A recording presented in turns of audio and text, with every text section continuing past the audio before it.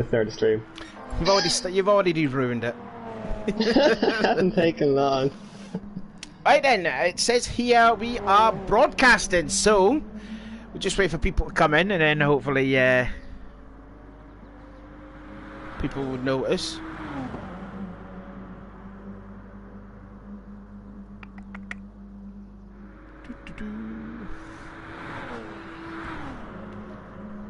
There we go, we've got one person in. There we go. Should we just start it then? Yeah, we might as well.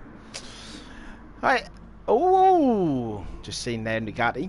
Anyways, hello there, people, and welcome to this special race that the ARC have provided us. We are having ourselves a 3-hour endurance race around this beautiful Spa-Francorchamps circuit. I am the king of Spa, my Savoy, and I have been joined by a special guest at the commentating booth, and he will introduce himself to you all. Well, technically I won. The guy talking right now. I'm trying to organise lobby 2 here, hang on. I introduced you to, and you've already messed it up. This is going to be one long day tonight. This really is. Introduce yourself, anyways. Welcome to ARC does. No, I've already done that. Introduce who you are. I'm technically one. I'm an Irish guy that plays this game sometimes at a mediocre level, and apparently I did the lap to Gauze last week, so my presence is relevant because of that. Well, I was going to say that, but yeah, you've just said that, so I better not say that now. Anyways, yeah, I'll be joined by Techno Guy, who also was crowned the Group Tier C champion as well at this racetrack last week. Oh, so, yeah, I forgot you didn't mention that in your introduction. Yeah, it's not a very important fact about me, to be totally honest. So then, other news to say then, we don't have Ronald Thomas in here because of some personal reasons. For that we won't go into, so, you know, a shame that we won't be seeing Ronald dominating as we usually see when it comes to the endurance races. So, we've got some different manufacturers here. We've got, I think we've got all the drivers that are in here. They're just about to start qualifying in about a minute, so if I can be quick as I can here. So this is just practice time. So this is I'm Not Beckham, who is driving the Porsche 919. There's quite a few Porsches. This is the GR1 category. Nugatti is driving an Audi R18. Then next in line is PK, who is driving a Toyota TS050. And you got Stiggy in another Porsche 919. Jake Dan Harry is the first of the GT3. Sorry, that's Alex Rogers. My apologies. Jake Dan Harry, who is driving an Nissan GTR, but you said there's something controversial about that livery. He's got like other teams or something, did you say? You've got to guess the S. He can't be bothered putting an ARC livery on that, eh? No? Terrible. No. Absolutely terrible. We won't be seeing Jake Dan Harry a lot in this stream, folks, don't you worry. No, we won't.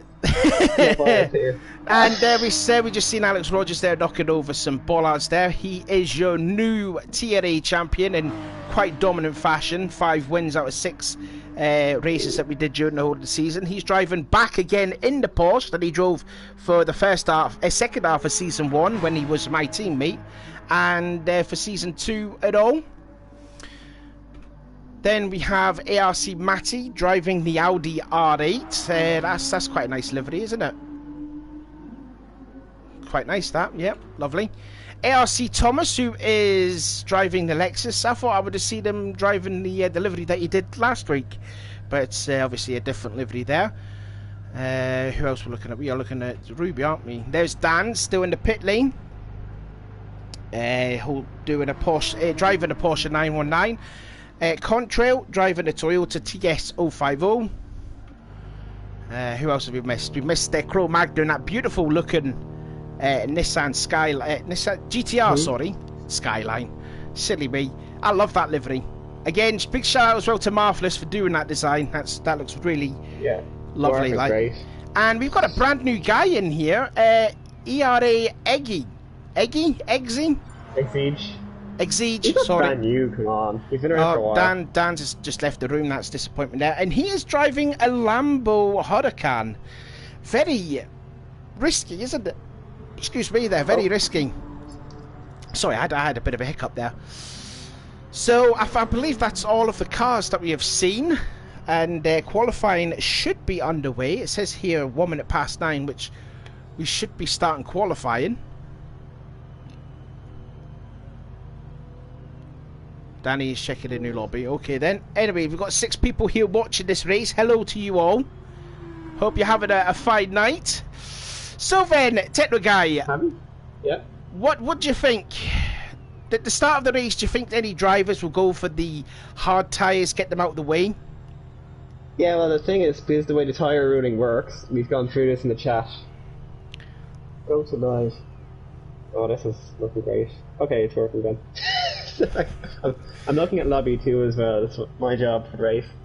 Yeah, you gotta you keep a track of lobby 2. I'll host the stream in lobby 1, in which Techno Guy will also commentate as well through lobby 1, and then we'll go through, see what's happening in lobby 2, and then that's when, you know, Techno Guy can take over. But some rules that have to be implied here is that they all have to race on the hard tyres, and they've got to do a minimum of 30 laps, isn't it?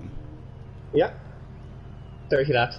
And the advantage of starting the hards is that you have 1 less lap to do, because the in laps and out laps do not count towards your tally. Do you think do you think some of the drivers will start on the hard compound tyres, get the 30 lap stint out of the way, and then go softs the rest of the way? Or do you think they'll go for like a swap and change? Maybe go softs at the starts, then hard, then back to softs and hards or whatever? What do you think? Yeah. Well, the thing is, it depends on, you can pass around here, that's your thing, so you have that aspect to it. So when people are making their strategies on a track, you can pass on, you'll generally go something like that, starting hards. But starting softs to get the advantage at the start. But in this case, it doesn't really matter what you do, because it's all balanced out at the end. And of course, you know, you get the 1 less lap because you're not having an out lap on your first hard stint. So you're 1 less lap on the hard tyre, which is the big advantage starting on the hards. Now that depends on if, you know, it makes a difference if it makes a huge difference to pace. I haven't really tested that. I've only just tested out the soft tyres for both the GR1 and GR3 cars, and I could do at least about 18 laps on a GR1 car, but I could do 19 laps on a GR3 car, as we are just about to get qualifying underway for this. So qualifying should be started right now, so we'll see all the cars head out onto the track. We've got 6 cars racing in GR1, and we've got 7 cars, I believe, in GR3. Is that correct? Yes, it is. Looks like it. And first out is a couple of GR3 cars, which is Ruby and Danz. And Danz has come towards a very horrifying moment through Eau Rouge and Radion. Yeah. Oh god, look at the GR1 cars trying to fight their way through the GR3 cars. Now, normally in these situations, the GR3 cars should not move out of the way for the GR1 cars, because they've got their own race as well. Yeah, but this is qualifying, so a bit different, especially with certain GR3 cars can be fuel burning at different points, so what it's doing. Alex is probably going to lash around for the first lap. And also, quite interesting to see that there, but I'm seeing like the majority of the GR1 cars are on the soft tyres. I've just noticed there Ruby is on hard tyres, so that's quite interesting. He might have made a mistake. Possibly, yeah, maybe a bit of a mistake, because Alex is on the soft too. So lobby B, they would have probably just started their qualifying now, so I don't think they've started just yet. They might be waiting on someone. Also, one thing that I wanted to say as well was I'm a bit disappointed not to see Lateral in this stream. I wanted to see him. He was wanting to drive the RS01, but then he realised that car was too crap around here, and then he decided to change to the Honda. He changed to the Honda. Said he was about a second and a half quicker, but it still wasn't good enough to put him in lobby 1. Yeah. So then Dan's is coming across the chicane to start the first of the 5 laps. Were you just about to say something then? Yeah, on the upside, Lateral gets enough airtime anyway, so. Yeah, he'll have a more easier time. Yeah, that's right. So Techno Guy is hopefully going to keep track of what's happening in GR2, Lobby 2, sorry. Well, we will focus on qualifying here. We've got a few people on here. Matthew Santiago says, don't bin it, Crow. Synchronize saying, hey guys, Mermaid here. So Ruben's into the pits. Along with Thomas. So Matty stays out, so they're going to take the flying lap first with Jake. Yeah, I don't think they're going to be fuel burning, I don't think. I think they just want to get on with it. So we're looking here at Dan's. Dan's who drove... I think he finished... Did he finish third last week? I'm trying to remember. Yeah, he finished third. He did a great job. Yeah, he did finish third. I think in the tournament he finished third, did he? I think. Oh, possibly, I can't mind. But he did finish third in the championship. A few points out to Rully Wog. Going through Pouon. And we're just about to see... that's about nearly like halfway through the lap. And then on to the Fania chicane. Watch the bollards. I can imagine this 3-hour race. They're going to take all the bollards off. I can guarantee you, there's going to be no bollards at all after the race. Yeah. What will be more interesting is, will the bollards actually play into some kind of instance? Because you can bounce on them. You can bounce on them, yes. Yeah, it can end very badly. Yeah, it can. Especially tend to fly. Especially through Stavolo. I think their bollards are a bit bumpy too, and can really upset the car. Yeah, but if they're thrown onto the track and they're horizontal, you can run over them and you get some airtime. Yeah, you will get some. You will get some airtime. Yeah, that'd be quite horrifying. So Dan comes across the line. First of a 1:57.669, only just been beaten by 1/100th of a second. My apologies. Yeah. Now Nugatti's beating it, 1:57.318. Seeing where Dan's is. PK as what's his lap time? Let me see it now. Can't see it that well. He's a second down on Nugatti. He's a second down on Nugatti, so that's like a 1:58 late 3 at least. Contrail 401. Okay. Contrail 5th, the Stig is 6th, and Annex is top to GR3 at the moment with a 217. Expect that to go down. Yeah, expect that to go down because they're still on a full tank of fuel. Yeah. See, the prototypes don't burn as much fuel as the GR3 cars. There won't be as much discrepancy in their lap time in this time frame, at least. So. And let's see where Ruby is. He might be possibly... Oh no, looks like he's just came across the line. And he's actually changed to the soft tyres. I think he just noticed when he was on the hard tyres, he's noticed that he's gone to the soft tyres. But here's a look at Crow. We know him as the practice god. And the spreadsheet god. Yes. Crow, who had nearly took a win at Tokyo a couple of weeks ago, was involved in that incredible battle between himself, Chili, and Alex. Only finishing second, about a few hundredths off Alex, and he goes third quickest in GR3, 2 minutes 17.317. He is about 2/10 off Alex's time, who's in the Porsche. And there we see Matty, who is sitting in second place in GR3. So you've got Jake Dan Hardy sitting fourth, Eggsy in fifth. Sixth is Thomas, and Ruben set to make a lap time. Yes, he's yet to set a time. He set a time because he came out into the track on hard tyres and then he went into the softs. So what's happening in Lobby 2 right now? What's happening is I can't see the stream because it's just stalled. Oh, how is it stalled? Like, what's happened? The box is flicking around at the moment, so I'm going to try going back in. Oh, you're trying to get back in? Okay then. Yeah, I had some pretty major ghosting for a while, so authenticated. Oh. Well, application's taking a dump.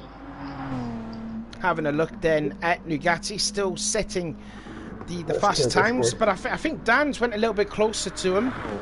Yeah, it's 157.379. Not quick enough to get on to pole position, but it's good enough to put him in second place. Beckham has now been dumped to third. Piquet has picked up a 3/10 of a second penalty and runs wide through Pujol.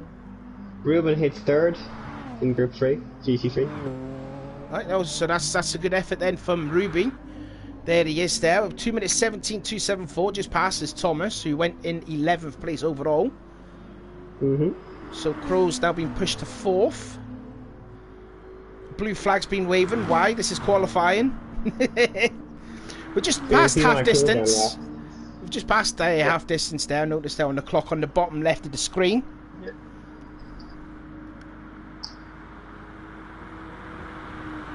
And Matty in the pit lane. Putting on a new set of softs, I'd imagine. And then going out onto the track. So expect Matty to do a faster lap time than what he's done. A 2:17.197. So like I said, expect them to go a little bit faster. In fact, all the top three are into the pit lane. Nugatti, Dans and Beckham, as well as Piquet. And I would expect Contrail and Stiggy to do the same thing. And no, Contrail stays out. Okay. Oh, because he pitted in on lap 3, it says here. So that was him doing his out lap, so he's going to do his fast lap. Synchronized saying, sad I couldn't make this race, but I would have liked to race GR1. I think GR1 cars around this track must be so fun to drive, especially going through Eau Rouge and Radion like Contrail is now. Yeah. Way more fun. The GT3 cars are just... not as fun when you have to lift. Yeah, I suppose you do have to lift a little bit, but don't forget you've got the tyre wears at ×2 and the fuel wears at ×2, whereas compared to the race last week, it was, what was it, the tyre wear at ×8 and the fuel was ×5, so, you know, that's also a bit of a difference too.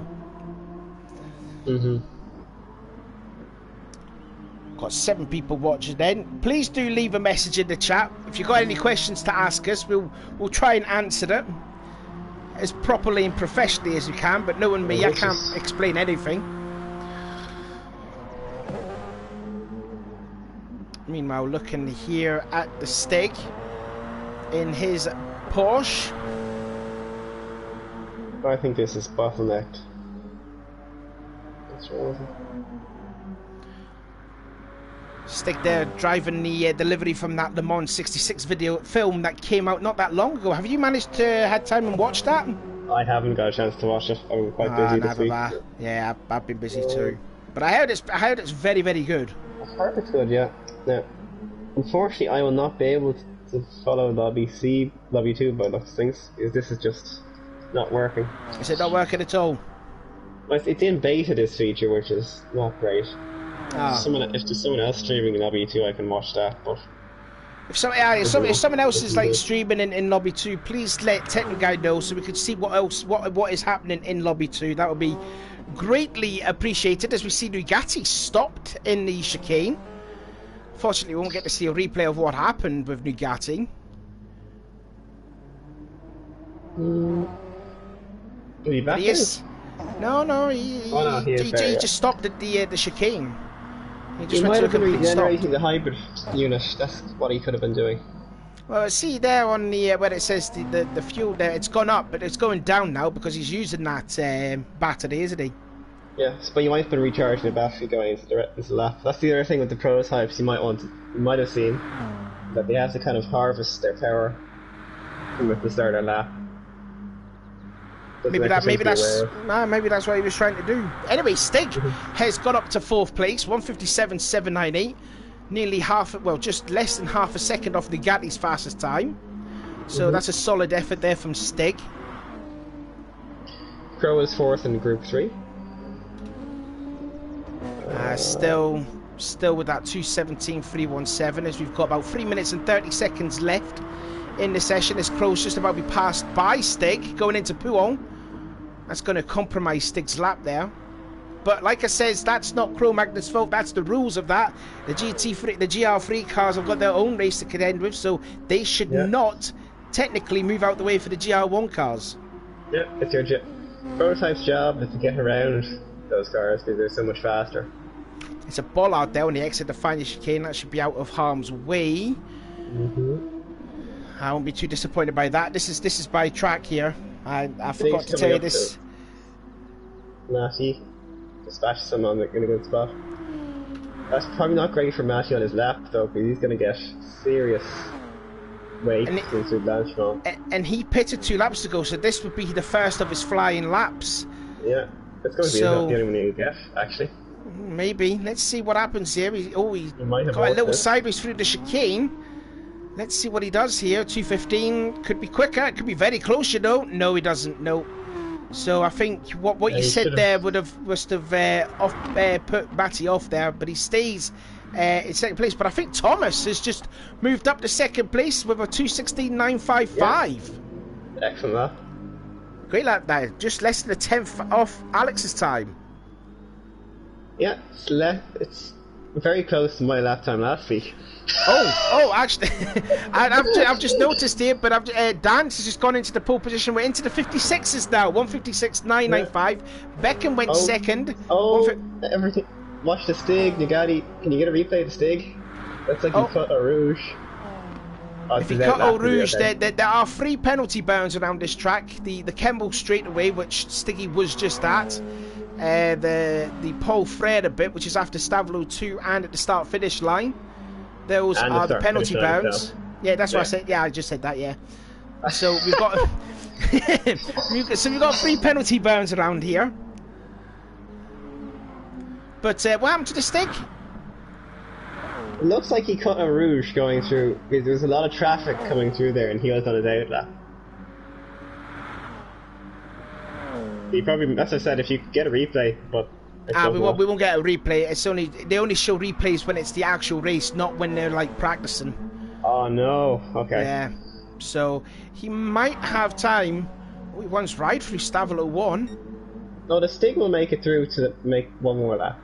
There's a lot of. I wonder if someone else is compromised there.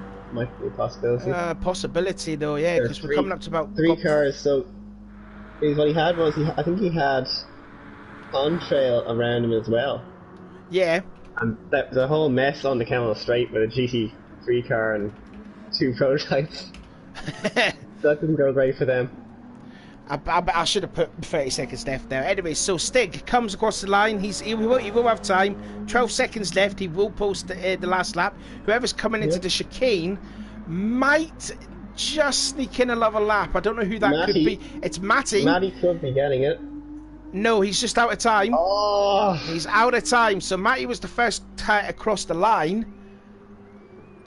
Will I say quali finished? Yeah, I'll put that in. Okay. I'll put that in now.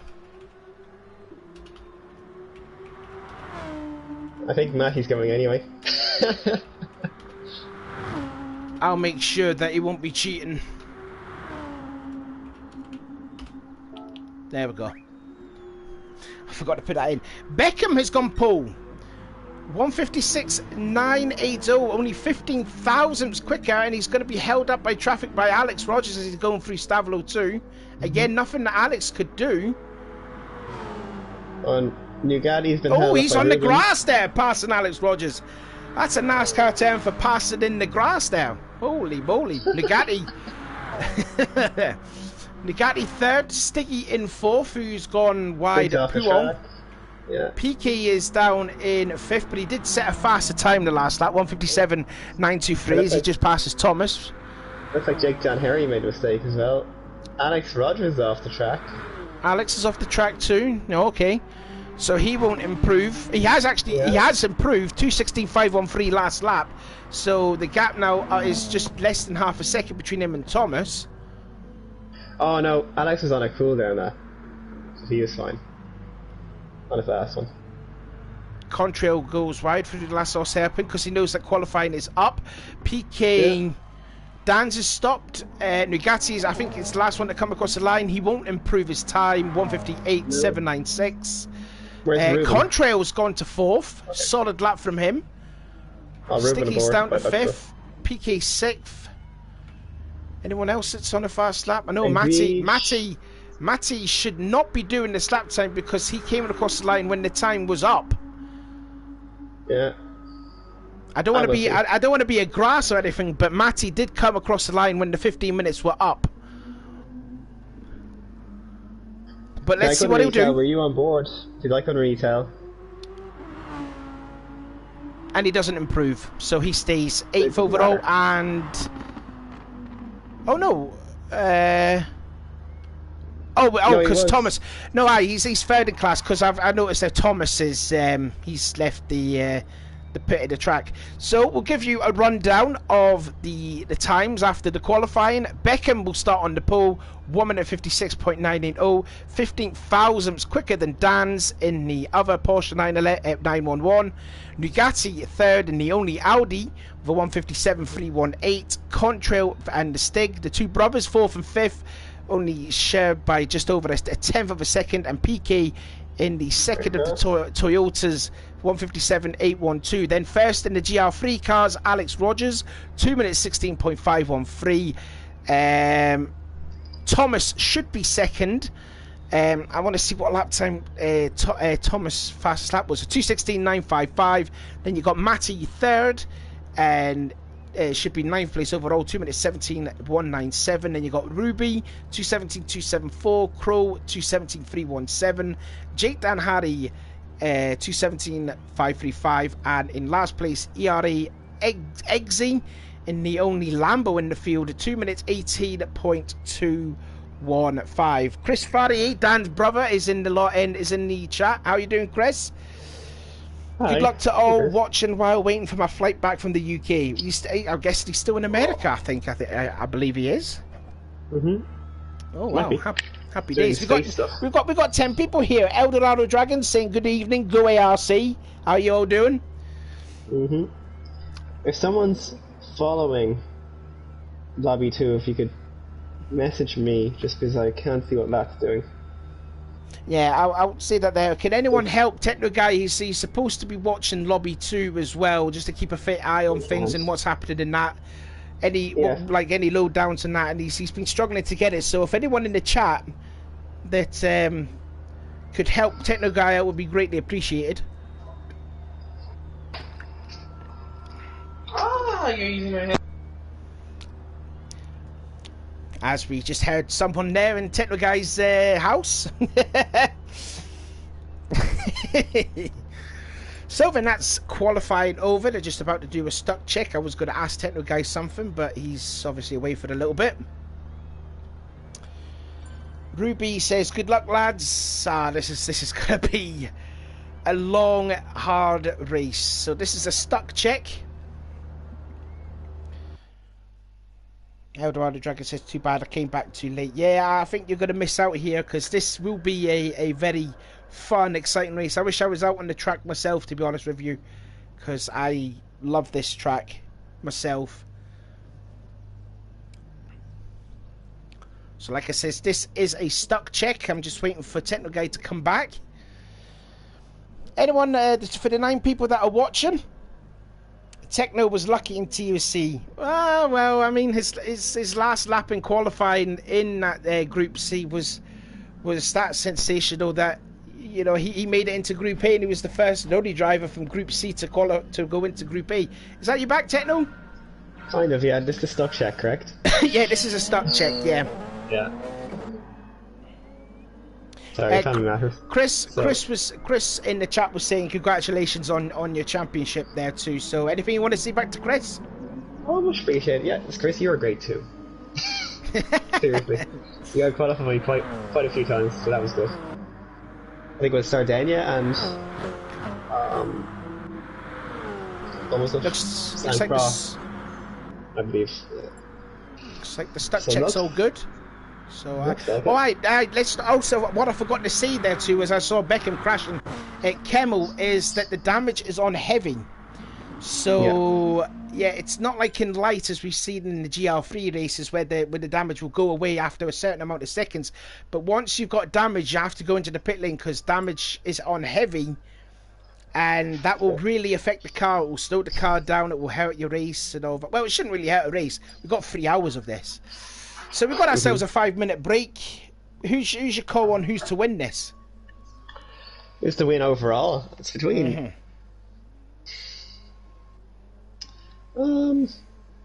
think Nugatti might be surprising. Yeah, Nugatti could be a good shout there. Stands on previous experience, I would say. So your heart's saying Dan's. Yeah. So an update on qualifying for Lobby 2. Oh, we got an update. Okay, then who was quick in GR1 and GT3? Then it's your turn. Janier was pole, Law226 in second, Robocopy in third, Defiant in fourth, and then the top of Group 3 was Hideki Sama in fifth overall. So that's first in Group 3. That is second. Venom Snake is third, and Turbo is fourth. Where's Lato? Where's he? He's second in Group 3. Oh, is he second? Oh, go Lato! Got some more people coming in now. Who's your vote on who's to win the GR1 race and the GR3 race and all? I'll put on a car that's out on the track. We've got 12 people. It's the most that we've got. Marvelous is in. Hello, Marvelous. How you doing? You missed me complimenting your delivery that you did for Cro-Magnon earlier. You missed it. Pretty great job. Oh, PK just hits the ball out. Oh, God, that's fitting violently through Fanya. Yeah. No, the prototypes will go flying with them, so they should probably avoid it for the first lap. Yeah, definitely avoided the first lap, because... definitely. In fact, don't hit them at all. I'll be very cross. Circuit ownership talking there. No, ownership and the king, you should see. We've got 13 people watching it. How you all doing? Leave yourself a message in the chat. I'll read it out, give you a shout out or whatever. Looks like all the other people are going to start on the hard compound tyres by the looks of it. I think possibly everyone might be. I see Ruby out on hards. Stig's also out on hards. Beckham looks like he's going to go stick on the softs. Thomas, as you can see there, the green H means he's on the hard. So is Nugatti, Contrail, Alex, Jake, Crow. Looks like Eggsy is going to stay on the softs for the first stint, I believe. And so too looks like it's Matty and Dan. So, Marvelous, it was the Crow. It was the Crow one. That one. Yeah. I think I sent a message to him on Instagram about it too. Sav is a big old fan of that livery. Oh yeah. But I might actually try and join the stream on mobile. I'll have a bit more luck. Have you got any help for GR2 Lobby 2? IQ gave me the details. Oh, okay then, that's nice. So it's working on my phone. What the hell? Okay, so I'll drop into that every once in a while, okay? Drop into that. Well, you could watch it too if you'd like. It'll kill my battery. Oh right, okay then. Right, never mind then.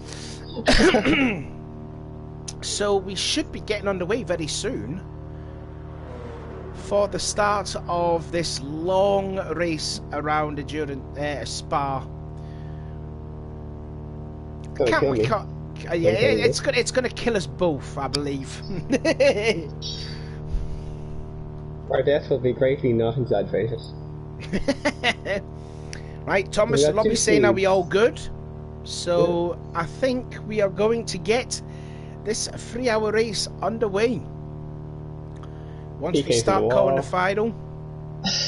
PK's in the wall. Yeah. Oh, that's the Kemble Street. And you can see there on the bottom there, he's got damage, which will not go away. The only time when it will go away is when he'll have to come into the pit lane. It's not light damage, it's heavy damage. So that's going to be there for the entirety unless he makes that pit stop. Beckham there with a great pass around Jake Dan Harry. Obviously different classes, but it's still entertaining.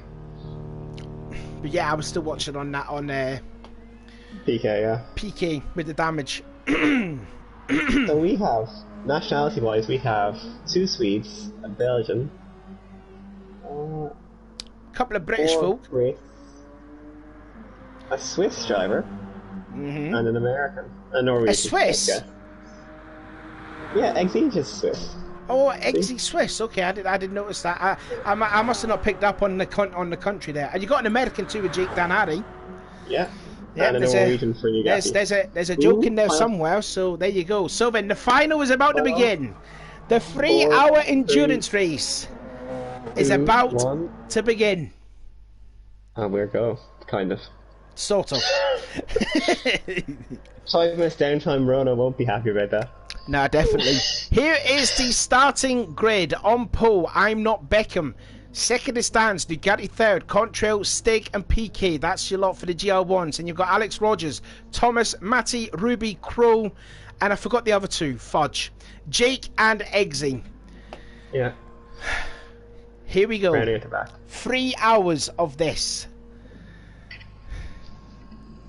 I hope we get good money for this. Here we go then. I'll include in my Tier C prize fund. And your trophy too as well. Here we go. The 3-hour endurance race is underway. Beckham leads the field off to get the green flag. Obviously, it's going to be... Yeah, Contrail looked like it was... oh no, Contrail had a good start. I was looking at the Sticky because I thought it was... Yeah, Stig looked like it was caught napping on the start. Yeah. But as they're going through Eau Rouge then for the first time, it is still status quo as you were. Let's have a look. GT3 at the back. Thomas has dropped back far.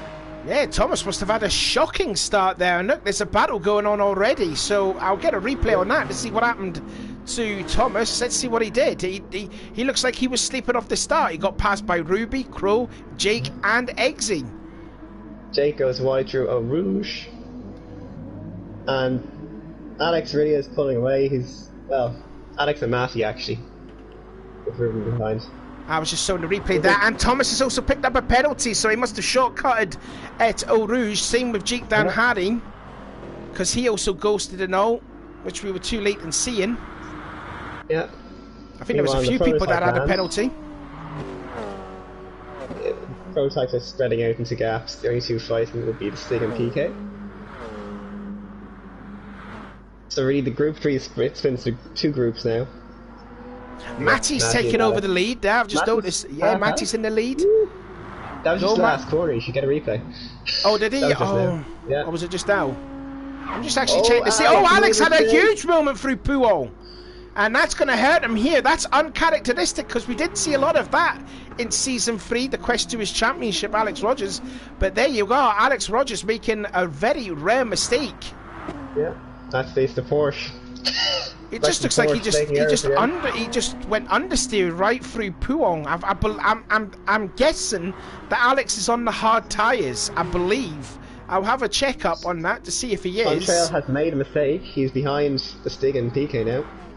Oh, Contrail must have made a big mistake because he was in 4th place. Yeah. Oh, mistake though. Oh, sorry. That's all right. Don't worry. Don't worry about that. So then, it's Beckham in the lead, Dan second, Ducati third, Stig now in 4th, PK 5th, Contrail 6th, and then Matty is leading the GR3 category, and I'm seeing the Stig, side by side. That's through Eau Rouge, that's never going to work. Oh, Stig hitting the second part of the curb, which had to shortcut through Radion. He will pick up at least a second penalty for that, and here comes his brother Contrail. And there he goes, and he bounds it on the Kemmel straight away, which is a penalty bounce, so well done Stiggy for doing that. Did the correct thing. Jeez, okay. And he set a bollard, and someone else has joined, whoever that is. Oh, Jesus Christ. Scout Jetty there has came into the lobby for no apparent reason. You're going to be staying here for a long time, my friend. Anyways, you got another 2 hours and 56 minutes of this. Crow and Eggsy really going at it together. Are they really? Let's have a look. Here we go then. So looks like that's a good battle there. Behind there, looks like Jake Dan Hardy and Thomas having a little bit of a battle going into Leiku. Door to door, Lexus versus Nissan, and the Lexus holds on to that 12th place. That looked like a bit of a yield from Jake. So, did he fall back? Or is he always back? Maybe. Who was that? Thomas? Thomas got ahead of them, no. Thomas got a penalty. Yeah, they both picked. Oh, yeah. They picked up a penalty on the first lap because they shortcutted Eau Rouge, didn't they? Yeah, exactly. Yeah, so we're looking here at Crow and Eggsy. Oh, yes. Oh, no. Eggsy thinks better of it through Puon. But look through the rest of the field now just to see. Here comes Eggsy going to the outside, going into the Vanya chicane, and then ducks to the inside. But no, Crow will still hold on to that position. You're racing against the practice god. It's Eggsy, a new driver to this. He doesn't seem to enter many tournaments, really. So. It's actually right on board now with Eggsy, and that Lamborghini gets a good drive through Stavolo too, but then gets cut off by Crow. And then you just look at the pace of that Nissan GTR, just blow heavily by. I believe Ruby made a mistake somewhere through Stavolo. Yeah. Oh, and this is going to be very messy here. I don't think it should be nasty. Here comes the Lambo, goes to the outside, going into the chicane, turns 19 and 20. He will have the outside for the first part, but he will have the inside for the second part of the chicane. Crow sort of fends him off a bit, gives him the room though on the left side part of the chicane. And Crow gets wiggly in the exit, so he did a little bit. Yeah, there was a tiny bit of contact though, and I think it looks like Eggsy has gone by Crow, so Eggsy now has gone into 4th place in the GR3 category. Congratulations. Long race though. Congratulations. You're proud of that then. Matty's pulled a 5-second gap. Yeah, I'm seeing there because Matty is on the soft tyres and Alex is on the hard tyres. So that's why Matty's pulling away. The soft tyres obviously a lot more faster than the hard tyres. So Alex and a few other...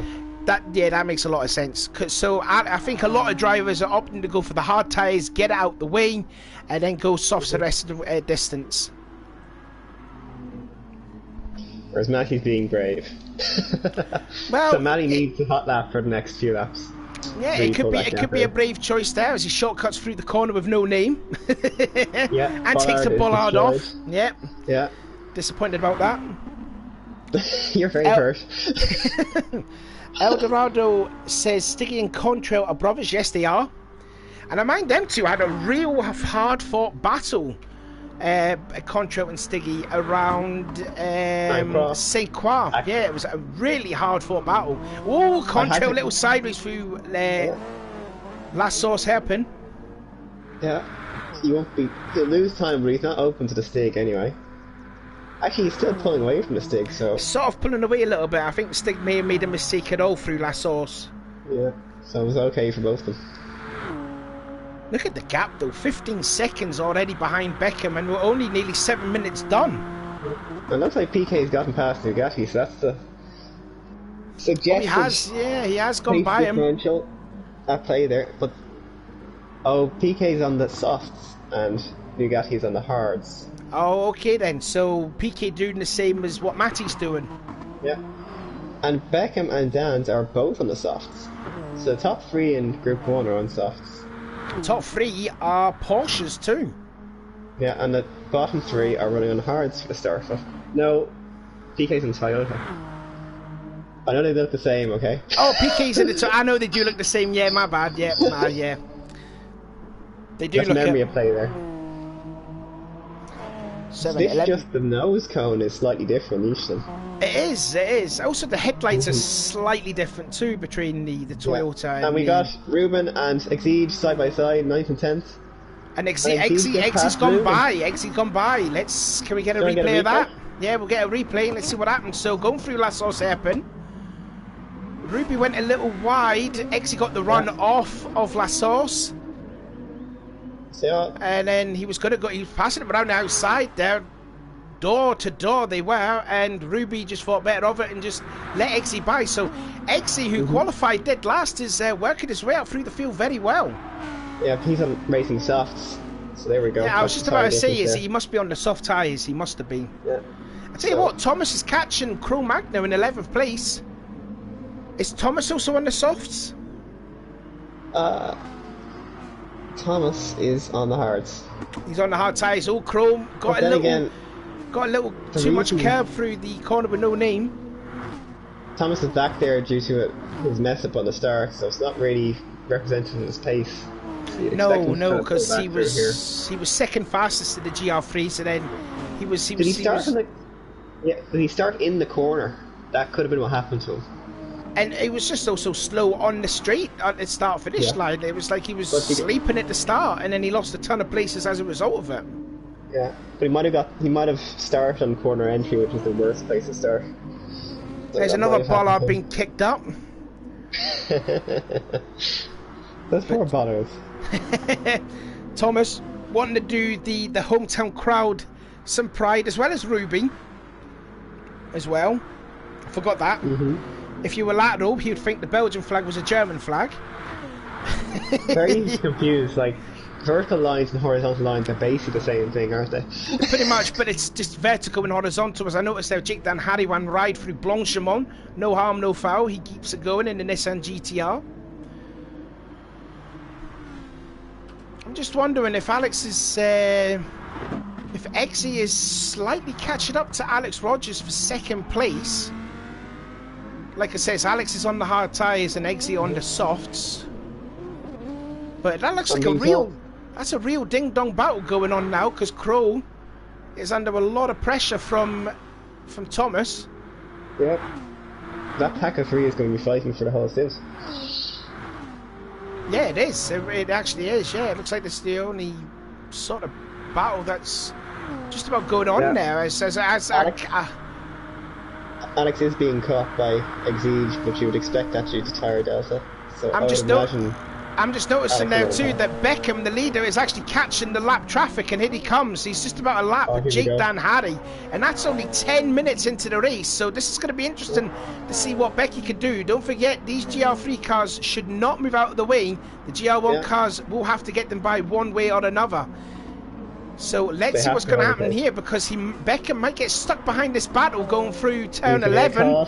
He is going to get caught. Now Dan's a little sideways. Yeah, Will Thomas use the traffic here? Yeah. That's the worst time to get by Ruby through Pouon. Oh, he just manages to squeeze that Porsche through that little gap. Let's see how Dan's is coping with the traffic. He's just went around the outside of the Fania chicane. Yeah. And that means Thomas is coming up to... Oh, Jesus. Dan does not want to lose time. Nah, he hasn't really lost that much time, actually. In fact, Beckham must have got held up by the Lambo of Eggsy, because look at that gap tumbled down. It's less than 2 seconds. So if Dan's can get by Eggsy through Blanchimont, which he... was that a bit of contact? Eggsy went onto the AstroTurf. Evasive action, though. Evasive action, but then Dan's might get held up by Alex going into the chicane, so that will allow Beckham to pull away. You can see the gap just extending, but it's going back down short.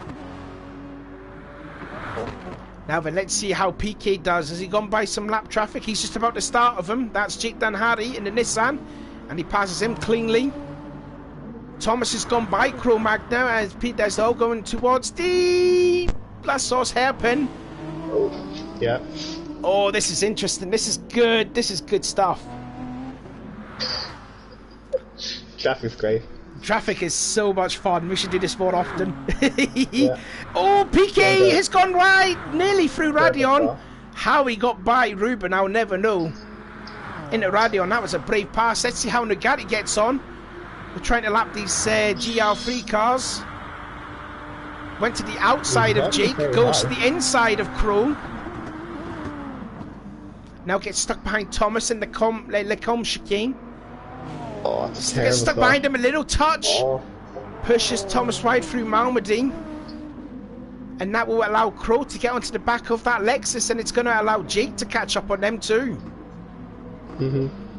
Meanwhile, the gap up front is still less than 2 seconds, so Dance is caught a little bit on Beckham when they were approaching lap traffic. I want to see... Sticky's picked up a penalty.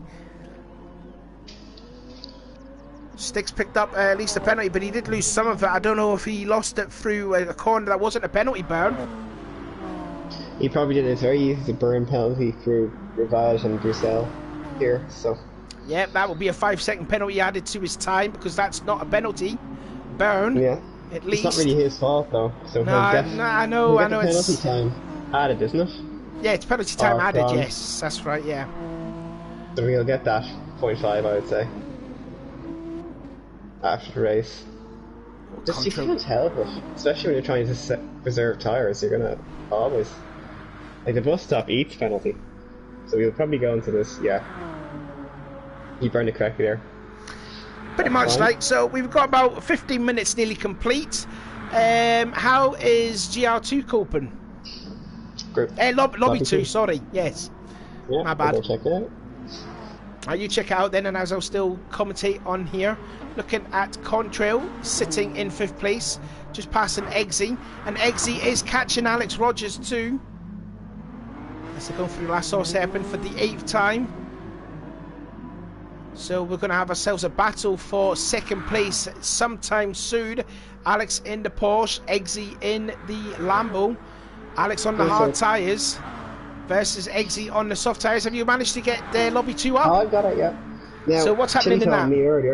Chili told me earlier in the chat that Janier has spun and got very heavy damage. So that's likely him out to lead the race. Raw 226 is leading, followed by Defiance and Robocopy. And it looks like Venom is actually leading the GT3 cars. That's good for him. Who's leading the GR3, sorry? I wasn't paying attention then. Venom Snake. Oh, Venom Snake, who is driving the Chevrolet, isn't he? Oh yeah, my boys from through here. Thanks to the boys back in the factory. Oh, Eggsy sideways through turn 11.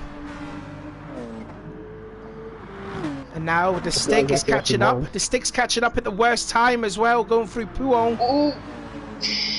That's just not Just nice. gets by Eggsy. Don't think he lost too much time. Did Eggsy at least.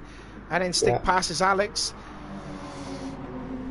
Matty pulled away a 14-second lead now. And he is about to get lapped by Contrail. Yeah.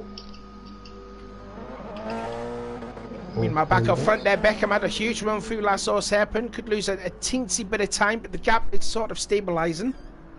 Mm-hmm.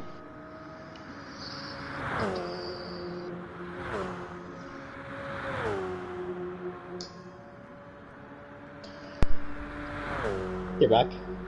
I'm back, yeah. I told my mum not to come in here because I'm doing commentating. She comes in here with a pizza. Anyways, so then, gap is sort of coming up now. No, the gap is sort of stabilising, 1.8 seconds between the two of them. PK is 14 seconds back in that Toyota, not Porsche, Sean. And Bugatti there sitting in 4th place, just all by himself. Contrail as well, and so too is the Stiggy. Let's actually see this battle going on then for 2nd place in GR3. Alex and Eggsy, Porsche versus Lambo. Going through Radion. Eggsy had a huge sideways moment. Yeah. Well, it's a Lambo. It's probably drifting. PK would love that if he'd watched back the stream there for that Arabic drifting. Yeah. Swiss drifting. Swiss drift. Oh, Swiss drift. Okay then. Right. So now then the Lamborghini's all over the back of the Porsche as he's going through, coming into Malmedy, and then into Rivage. As you can see, all the bollards have been taken off. Very disappointing. Eggsy getting a little wide through Malmedy and then into Rivage. This is a difficult corner here because it's downhill braking. Now, my guess would be Alex will not put up much resistance to Eggsy at all. Given the tire, but he doesn't know the tyre difference, so maybe he will. I think he probably will have known that Eggsy's on the soft tyres because you can see that gap just disintegrating in front of Alex. So he would know that Eggsy would be on the soft tyres, and he would also know that Matty's on the softs as well, considering the gap that he has over Alex. So, you know, there's like another 2 hours and 40 minutes left. This race is not over by any means of the imagination for Alex. Yeah. Oh, it isn't. This is playing into him in a way. It might come out good because I like what I said at the start of the stream. Will the races start on the hard tyres? Will we get out the way after they've done the 30 laps that they're supposed to do on the hard tyres and then go softs the rest of the distance? I think that's what Alex might be implying and doing. As you can see, Eggsy getting all over the back, going into Blanchimont. Will he lift off the throttle just a teensy bit? Yes, he does. A little lift off the throttle, and Alex will pull a little bit of a gap away as they're going in towards the chicane. Is that a bus stop chicane, or is it just called chicane now? What do you want to call it? We'll just call it bus chicane. stop anyway. I think Scout too. He must be one. He must be one of Spaghetti's friends. Feel free to check my gallery and subscribe. See plugging. Oh, Eggsy sideways through La Sauce Hairpin and gets it going. He did save it though. Good save. This is wreaking havoc with his strategy because he's going to need to get some kind of distance ahead of these guys, or else he's going to be in big trouble in the second stint. And finally, I hope you enjoyed watching about 15 minutes of your stuff that day, Steph. I've just noticed something's happened to Cro-Mag now. He has fallen off the tail now. He's down in last place overall. Yeah, so he must have been passed by Thomas. Must be well, he was battling with Thomas. He was behind Thomas, but he's lost spots to. Oh, actually, Thomas is also down there too. Lost to Jake, Dan, and Harry. Yeah, so Jake's gained 2 places there. My guess is there was some kind of altercation between Thomas and Crow, which could have possibly ended up with a penalty burn, perhaps. I'm not too sure, like, but. So then. There's no damage, so I don't think it would be a punt. So. Oh, look at Thomas sideways in that Lexus going through turn 11. We've seen a lot of cars going through sideways at turn 11. And turn 11 is the. That's the corner with no name. Yeah. Oh, here we go. Right in the back of Jake. Ooh. Yeah. Okay. Not gonna do anything. Thinks better of it. Riding on board with Thomas there. Sorry, I'm eating here. I'm eating this bit of pizza here.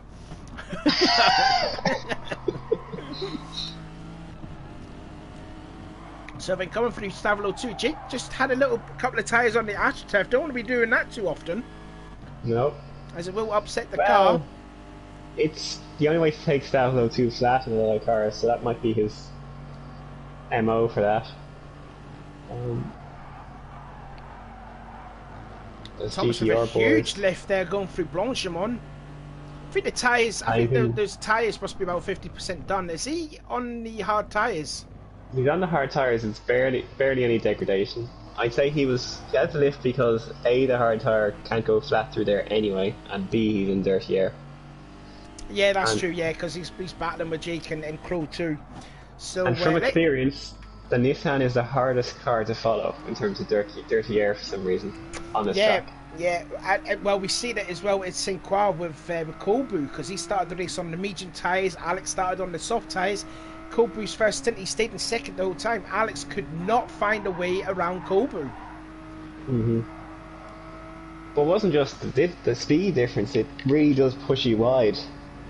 Here we go, Jake's trying to defend 11th place here from Thomas. I'm just going to do it on pure pace. Look at the speed differential there. Going through Les Combes, Jake will hold on to that 11th place. This is also 5th place, I believe, in the category. Yeah. Crow's got the best seat in the house here for this. They're coming at it also. I'm looking at the behind here because I think I can see Becky and Dan's that are coming again. The prototypes are back, so this should be interesting. They're gonna come on to battling cars together. Yeah, and what's worse, there's 3 cars that are battling, so this is gonna be even tougher for Becky and Dan's. Yeah. And the rest of the other GL1 cars to get by them. Beckham goes a bit wide. I guess it's the line. Oh, and here he comes. Here comes Becky, just around the outside. Look at that speed. Now he's roadblocked here. I'll tell you something. That must be terrifying to see your rear view mirror. I think Becky's getting held up from Jake. And here comes Dan. That gap will be shortened now. Yeah. But Dan's 2 cars. Dan's going to go for it. Oh, jeezy peeps, man. That's scary when you try and find a GL1 car. He's trying to find a way through a GL3 car. It's terrifying. So, Dan's has won, I think, 3 tenths there. He has gained at least a couple of attempts on Becky. It's now down to 1.6 seconds. And don't forget... And Jake has won out from that, because I'd say Thomas got held up a bit by Dan's going through Stavelo. I think I must have missed something here. Where is Matty? As Exy has gone extremely wide through La Sauce Hairpin. Yeah, where's... Oh, Matty's just come out of the pit lane. Matty's just came out yeah. of the pits. So Yep. he was the first to change. What tyres Oh is he on now? Look my at this! God, look Three at wide, nearly going into Eau Rouge. What's he on? He's still on the soft tyres, Matty's still on the softs. Look at Dan's just went straight through Radion. And then onto Kemmel. Risky. So Matty is staying on another stint on the soft tyres. I'm surprised he pitted in quite early, because when I was racing in the car, like in a GR3 car, I could do at least 19 laps maximum on the soft tyres. So for him to do 11 laps, I wonder if the Audi uses a lot more fuel. Tyres. That's the known quantity. Oh, is it the tyres? Okay. Yeah. Man, oh man, look at the gap just slowly decreasing. 1.3 seconds now, but Dan's is going through at a terrible corner, trying to get by the traffic, so Beckham will extend that gap. They're quite close to each other. They are very close, so. Yeah, they are. I mean, this is now still raging going on, Alex and Eggsy. And this is now a battle for the lead in the GR3. No, he doesn't. So I thought it looked like he was going wide. Thomas, TT and Jake, level. Oh, they're level? Okay then, let's have a look then. Going through Stavolo. This is a great little battle going on. It's just a shame it's from 5th to last place though. It is, it really is. Yeah. Well, they're all in the same strategy, so this is... Like, if you look at... Matty's going to have a contra strategy anyway, so we'll see how that pans out in the end. The real big differences between Alex and this group is they're on the same strategy. If you look at the time difference between Alex and him. Sure, the time difference between them is about 16 seconds. 16 seconds, Amica. Matty should be catching, he should get by Ruby, because Ruby's on the hard tyres. Matty pitted and stick on the soft tyres. Yeah, and Nugati's coming through here. Oof, that's not good for him. Oh, was that Nugati going by the battle? Yeah. Goodness me, he's just weaving through the traffic. But he does it cleanly. So does it cleanly. Yeah. He did a great job in that race I ran last night, which was a completely different spec, but you know. Here we go, battle for the lead then, going into Les Combes. Alex versus Eggsy, and it looks like Eggsy's got the inside lane, and he will take possibly the lead in the GR3 side by side through the first part of Les Combes. And now there's PK in the mix to throw a little bit in there, and Eggsy's gone through. So from qualifying last, he's now leading this race, leading the GR3 race, I should say. Yeah. Leading his class. Leading his class, yes. Yeah, that's better. I will forget that about 2 seconds after. So this is a great drive here from Eggsy. Even though he did start last place, he's up into the lead. There's some great battles going on with the GR3 class. You got a battle for the lead for first and second, then you got a battle for third place between Ruby and Matty, and then you got this ding dong battle for 5th place. Watch Matty. Oh, I'll watch Matty here. He's going to the outside, and look, here comes Nugati, and Matty's gone by at the Fagna chicane. So now Nugati's going to get held up even more, stuck behind the Toyota. Oh, terrible for him. Yeah, he got held up quite a lot. But again, like I said, it's not the GR3's fault. They are battling their own race. Yeah, his problem at the end of it. So, if we had a 20 car lobby, that'd be even better, wouldn't it? Oh, so much. Oh, it would be so much. Like 20. Oh, so frustrating. We just have more traffic. Let's see what's going on then again for. Even with go on, you say it. Yeah, even with 8 cars and multitask, you can have a lot of traffic. As we found last night. So the closing speed. Yeah, you go ahead. Go. I'm saying rubbish. Oh, Thomas went wide! Thomas went wide through the chicane. You need a replay of that. I will get a replay. Looks like he outbroke himself. He suffered a lot from that.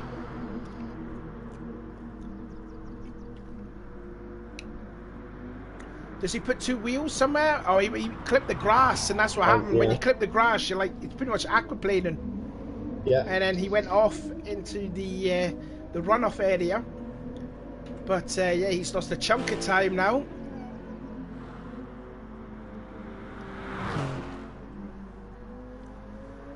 Looking at the battle again for the first place then. Still 1.6 seconds. You saying about Alex?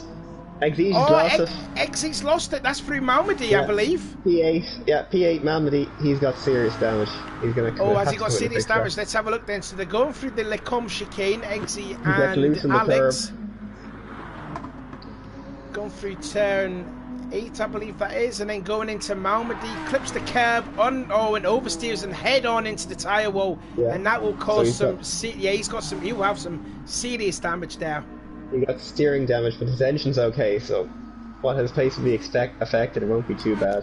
Meanwhile, Dan's is in the pits, the first of the GR1 cars to make the pit stops. I wonder if this is pretty much a short, cut. No, what's the word? Undercut, that's it. Oh, not Shasta Times doing undercut, because he comes back into GT3 traffic. It possibly could be. Well, I mean, looking at the GT3 cars, they're going through Paul Frere. So he'll be alright. Okay. But there's another car up in the source, I'm not sure who that is, that's PK. That's PK, so PK will stay in third. Just got out ahead of him. I think that would be quite important there too, that Dan stayed out ahead, but more importantly, he's got clean air. So that will allow him to close up a lot on Becky. So I think that might have been a smart strategy for Dan's to go make a pit stop, undercut Becky, because this will have Becky thinking, do you pit this time? Do you want to pit next time? And worth noting, he's on the softs again. He's stuck with the softs, so he's doing exactly the same as what Matty's doing. Yeah. Well, Dan's doing it's probably right, so. It might be right, you never know. You know what, he is. Lotto and I call him the Pro Pad King. I think that's warranted, I suppose. So, any news on Alex Rogers, what's he doing? No, he's leading that class overall, no? Well, because he was battling with Eggsy, didn't he? I wonder if Eggsy's made his pit stop. Has he? Oh, he must have. Yeah, he is. He's just came out of the pits right now, and he's gone on to the hard tyres. Yeah, so it looks like Lateral's leading GT3 in Lobby 2. Oh, go on, Lateral. Yeah. Becky decides to stay out, getting a little sideways through the chicane. Sorry there. So yeah, go on, Lateral. I tell you what, he's been practicing a hell of a lot, I have to say. Yeah. So leading is Law 226, Robocopy, and Defiant in third. Janier has come back into fourth, so that damage, I suppose, has been repaired. Oh, sorry, Venom might be. Yes, it's Venom than Lateral. Have we lost a prototype in that lobby? There should be. I think there should be like 6 people in the GR1s in lobby 2. There's 2 gone then. Either that or there's been some serious incident. Oh no, Lateral? Oh, what's happened to Lateral? What do you mean? I thought you said Lateral was involved in an incident. No, I'm saying it might be that there's some incident with the GR1 cars and they've lost it over time. Oh, okay then. I'm just looking here. I'm watching here the battle with Becky. You can see the gap now is gone down. It's down to 19 seconds. I've just noticed here in the chat there, Ronald Thomas is in the chat here. He's saying that Becky's made a mistake, and I think he has, because Dan's undercut. So I think when Becky will make his pit stop, Dan's should be the new leader of this race. And Beckham's just losing time here, plus 1 second. I mean, since Dan made his pit stop 2 laps ago, Dan's has gained at least 2.5 seconds on Becky. And he's setting the fastest lap time at the moment, so Dan's got a bit squirrely. He's okay. That would be Savaloy. No, not Savaloy, Stavalo. Stavalo no, 1. Danny Chicane, he made a mistake, not Savaloy 1. Right, then let's see. And Dan's is now. Becky's in the pit lane, but like I says, and like Ronald said in the chat there, it could have been a mistake that he went out 1 lap too late. Let's see. I've always noticed there as well with the fuel. Dance came in, he had 21. Beckham comes in with 17, so he's going to add in a bit more fuel in. Here comes PK, and Dance is coming across his last source hairpin. Yeah. So he should technically be in the lead of this race, and yes, he does. Yeah, and what's going to happen Beckham's gone to the hard tyres. Okay. So different strategy here at play, yeah. Yeah, so Dan's is stuck with the softs. Beckham is on the hard tyres, so Beckham's going to start his stint on the hard tyres and get 30 laps completed on these hard tyres. That's 16 laps on the hard tyres for Beckham for his first stint. No, 16 laps on softs. Becky was on softs. Oh, sorry. Yeah, soft. 0 laps on hard. Oh, hello, hold on. Matty's back in the lead of the GR3. Well, he's on softs again, so... Yeah, but, I mean, I don't know if who's making a pit stop, sorry? No, he's made up a pit stop in time. Oh, yeah, he did make a pit stop, and he is still on those soft tyres, but I'm not sure if Alex made a mistake or something. Although saying that, I mean, Matty did have like a 20-odd second lead. Sticky goes into the pits. Oh, Stig has massive damage. Can you get a replay? Oh, it might be too late. Let's go back to see if he can. He might have gone off at Savlo. It's the furthest I could go to was at the chicane, so we must have missed on that. Oh. His engine's flashing red. He's had serious hit somewhere around the lap. He's going to be staying in the pits for quite a while. Yeah. Is there a GT3 car that's damaged? Because he could have hit a car. No. So he must have gone off on his own. Oh, I don't know why I'm showing the replay again. I don't know why. Get off the replay. Stiggy actually eventually comes out of the pit lane, and he will tuck in behind the battle going on for Crow and Jake. That's not a good space to come out in. Well, we should pass at least one of them through the Kemmel Straight.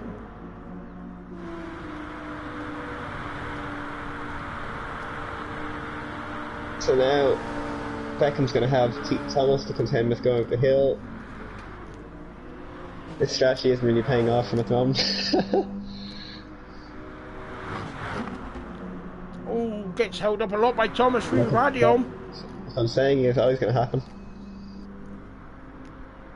Are you eating again? Yep, I am. Fat people are hungry. Muffled Scottish noises.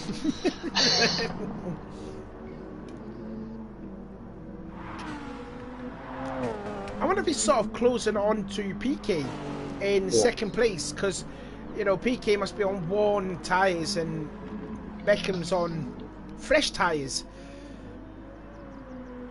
Yeah, so update on Lobby 2 just so I can clarify because I made an error. Alright, okay.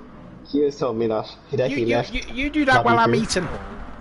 Hideki has retired from Lobby 2, and that's why there's one GR3 missing. And obviously, I think Cloudhair and Tay did not start, and that's why it wasn't an instant. So there's only, by my measure, there is only 1, 2, 3, 4 cars in Group 1 in Lobby 2. Okay. And, and both Tay was a GR1 driver, wasn't he? Yeah, both 2 GR1 cars down for that race, yeah. Bit unfortunate. Yeah, a bit unfortunate now. But it is what it is. All the entertainment with these cars passing through. So Crow follows Jake into the pits. Ruby and Jake are now in the pit lane. Look at their fuel gauges: 2, 0, and 1. And PK comes into the pits, so Beckham will inherit second. Yeah, there's 15 laps on hards for that group now. So they're probably going to fill the tank up and get this hard stint out of the way. Yeah, Ruby stuck on the hards. Yeah. Up to 100%. So Jake should be back to 100. Oh, look at this. He's actually been ghosted through, I believe that's PK. Oh, geez. So Jake's still on the hard tyres. Oh, this is going to be a battle going on. Look at Eggsy going to the inside of Eau Rouge.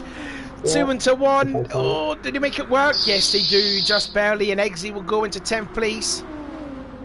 And Crow will get a run. Yeah, Crow had to run through Jake because Jake had the car upset, hitting the second curb at Radio. Jake still gets away with it. Jake's got the tow from Zeege, which has helped him out there. Just look the amount those Nissans gain on the Lambo through there. It does. It's the Nissan's so quick on the straightaway. It's just so quick. I've just noticed that Crow also on the hard tyres and all. PK coming up behind Ruby. So these GR1 guys, they're so good. Oh, they are. Oh, they're just lightning quick. Yeah. Dan's getting around Alex, so that sets him up. In the soft tyre. So Beckham's running a very different strategy to Dan's. Actually, we could see Dan's might lap. Oh, Sticky's run wide at the chicane again. Let's see what happened here. Did he clip the glass? Did he clip the grass that what Thomas did a few laps ago? Let's have a look. Or did he get stuck behind Matty? Let's see. Now I think... Oh, he gets hard on the brakes because he didn't want to hit into the back of Matty. That's why he went wide. Now Stig, I think he will need to follow blue flag procedure because he's in the same pass. Yeah, he's actually let Dan's go through. So Stiggy is the first GR1 car to be lapped.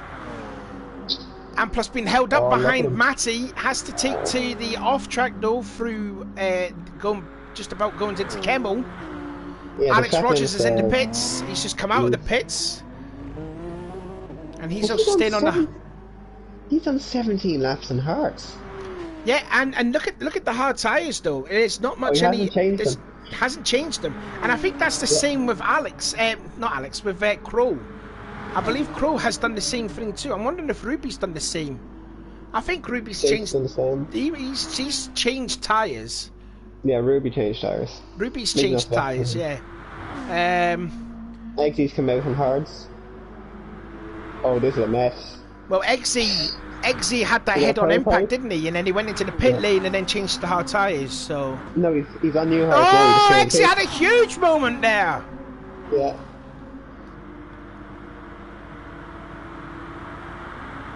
Picks up half a second penalty, which he'll burn through the Kemmel straightaway, so that will lose that spot to 10th place to Crow. And then here comes Jake again, although coming into the back of that Lambo. But Exige, that race is just slowly starting. Sorry? Stig picks up a penalty again. I think he ran wide through Stavlo. Oh, did he? Yeah, so he's going further and further back. Let's see. Here he goes, going through Stavlo 1. Runs extremely wide. And then into Stavlo. Oh, I picked up a second penalty, so I wonder... Did he shortcut? He's actually burning it through the pole thread a bit, which is allowed. That's good.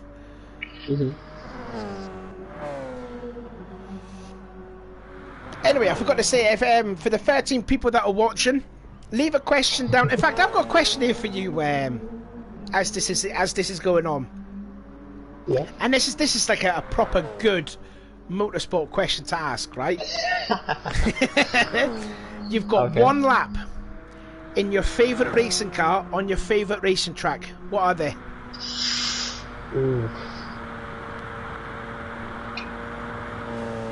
That's a tough one, eh?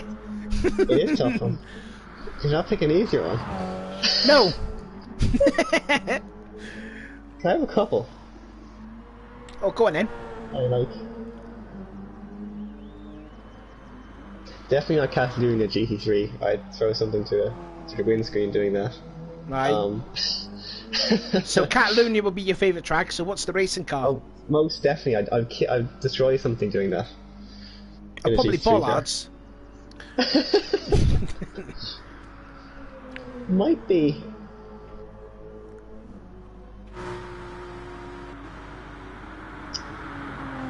Might be either Spa and an F1 car. Which F1 car? For emotional reasons, I'll go for McLaren. Oh, okay then. Like what type of McLaren? Like saying what year in specific? Actually, no. Specifically, this track. Well, you said McLaren, but like what year of McLaren F1? No, the 2017 Ferrari at Spa. Oh, okay then. Could be one. If you were saying McLaren, like what year were you on about? Oh, current. If the I current choose one, from the okay. current cars. If I choose from the current cars, that'd be my choice. Oh right, I was thinking maybe what the 1998 McLaren. That car was so dominant during that season. No, I wasn't around then, so no interest. Oh, you went around then. Oh, so when did you get into F1? I wasn't born. You weren't even born. Oh wow. Well, you would have been born. I would have been born. I would have been a wee kid, but I'd still remember it. 1988. No, 1998. Oh, I think you said 1988. I was born for 1998. No, 98.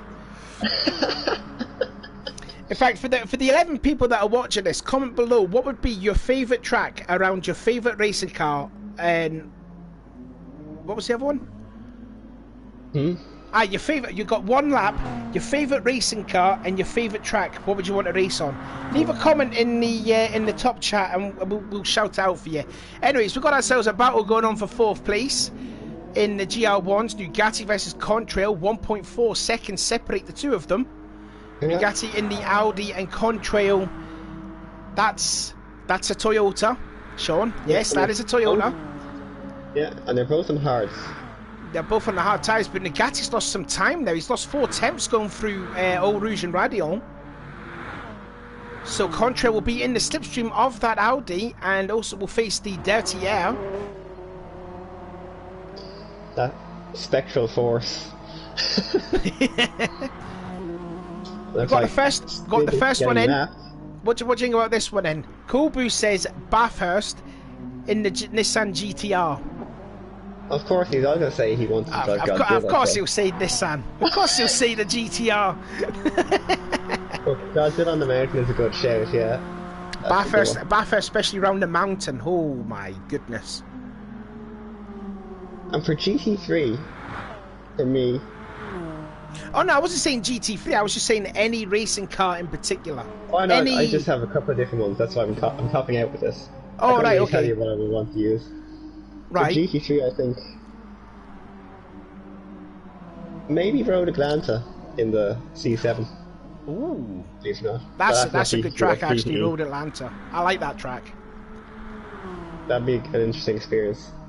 Kota as well. It's a shame that's not in the game yet. I love Circuit Americas. Oh. I love it in Forza. It just... even in a GT3 car it's good, you know? Oh yeah. I'll tell you one thing, the shortcut course and that are really fun. A lot of people don't appreciate that. Like there's this cut through in the S's that just cuts straight into the back straight. And it's so fast. And so awkward to get into. I like that kind of thing. Road America's a good track as well. I like that one. Yeah. That's a good one. Just and brands as well in the GT3s. The brands are too narrow for the GT3 cars for me. They're just the track's so narrow for them. Yeah, that's kind of the point though, isn't it?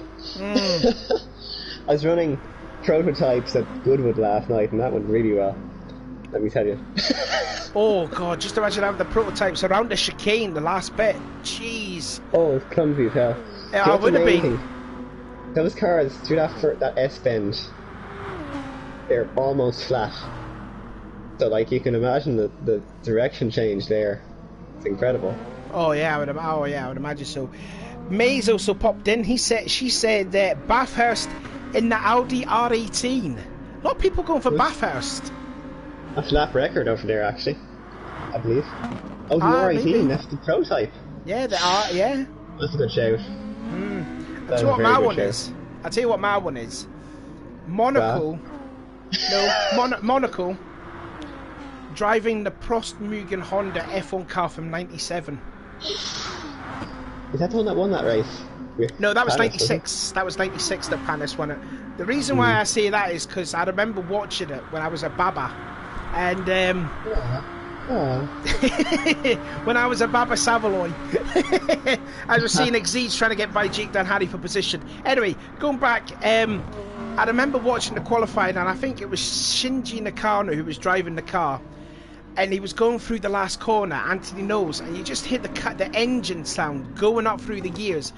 Oh, it gave. Oh, it was gorgeous to hear it. It's on YouTube. Have a listen to it. He was the first car out on track, and you just hear him going up through the gears that Anthony knows. Oh, it was an amazing sound. Yeah, I will watch. If not, I'll message you in the messaging on Discord. You'll spam me with it. I understand that. He's just sliding through Pouon. That's not going to help this time. Thomas is right in the back of him.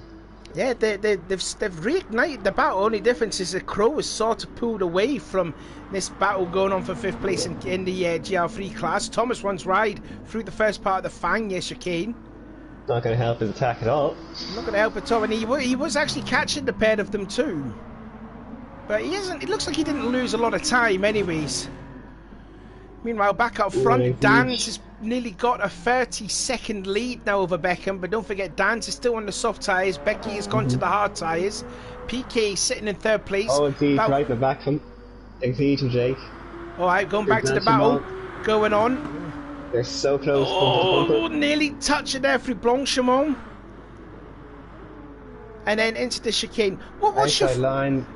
What's your thought on the chicane? Do you prefer this chicane or do you prefer the old bus stop chicane? Oh, the old one. I grew up watching the old bus stop, so it's sin to me. You know, all I think of is that Montoya quote, which I can't repeat right now, but I would. Here comes Eggsy, using traffic. Look at that, using the prototypes. Oh, he got some drive through La Sauce hairpin, but don't forget, look, PK's catching. PK saw catching. This is a worse sign for PK to catch them in a side by side through Eau Rouge. PK would have lost a hell of a lot of time because he was catching Beckham too. But Exige should pull out now and take. Oh no. Oh, but look at Thomas. Thomas is going to get by the Lambo going into Lecune. Could be pushing 3 wide here. No. Jake doesn't move. Jake stands firm. Yeah, Jake stands firm. He knows he'll know the pace of that Nissan GTR though. But look at Thomas. He's looking racy. He wants to get by Jake. And here comes Stiggy. Here now. Stiggy, don't forget, he's a lap down also in the GR1 cars. Oh, this is an awful thing to come against. Oh again, going through Pouon. It's a double fast left-hander. That's really going to hurt the Stig too. Can he get by all 3 of them going into Pouon? It's going to be very close. He does just. But he's going to upset Jake. Jake will get a heap of dirt here if you like corner. Yeah, I don't think Jake lost a lot of momentum there with Stiggy getting by. So Jake's done well there to just hold on to that position. Fantastic job. So not happening there. I'm just seeing in the chat there, Kubu saying, I say Bathurst because I need to wipe that stain of a race off my record in ARC. I should have seen my race last night there. Friday night specials. The Dino at Mount Panorama, not a good combo, I don't think. No, oh no. Going back to what Kuba was saying there, because I was actually picking him to win, because he said all along, he was driving the BMW at that point, and he was saying that Bathurst is his favourite track. He retired, and he was my pick to win too. So I was disappointed with Kubu. He hurt your feelings, didn't he? He did sort of. Any other people that are watching this, you know, what would be your one lap around your favourite racing car, your favourite racing track, and let us know, because I'm quite intrigued to hear, because we only got Kubu and me. I want to hear other people. What would be your favourite racing car on your favourite racing track? Let us know. It'd be quite nice to hear. Anyway, Exige just went by Thomas through La Sauce hairpin, so he's back up into 6th place in GL3 class. Oh no, yeah, he did. Aye. Yeah. And I'm just gonna give a Lobby 2 update. Yeah, get a Lobby 2 update, and I'll eat a bit of my pizza. I'll watch this here. Look at this. Exige back past Jake Dan Harried. Jake has damage at the rear. Did he get hit or something? Because I've been looking at this battle. I've been looking at this battle for a couple of laps here. Was there contact between Jake Dan Harry and Thomas at the source? Is that how Exige got past? Well, has Thomas picked up front damage? Yes, and steering damage. Oh, so maybe that could be why then. Yeah. That looks like it. And Ronald says collision at turn 1, so it must have been with Jake and Thomas. Yeah, so yeah. Anyways, go on. You talk about lobby 2. So in lobby 2, we got Law226 leading, Robocop in second, Defiant in third, and January in fourth in Group 1. Lateral is now leading Group 3, followed by Venom, Marcella, and Woda in 8th.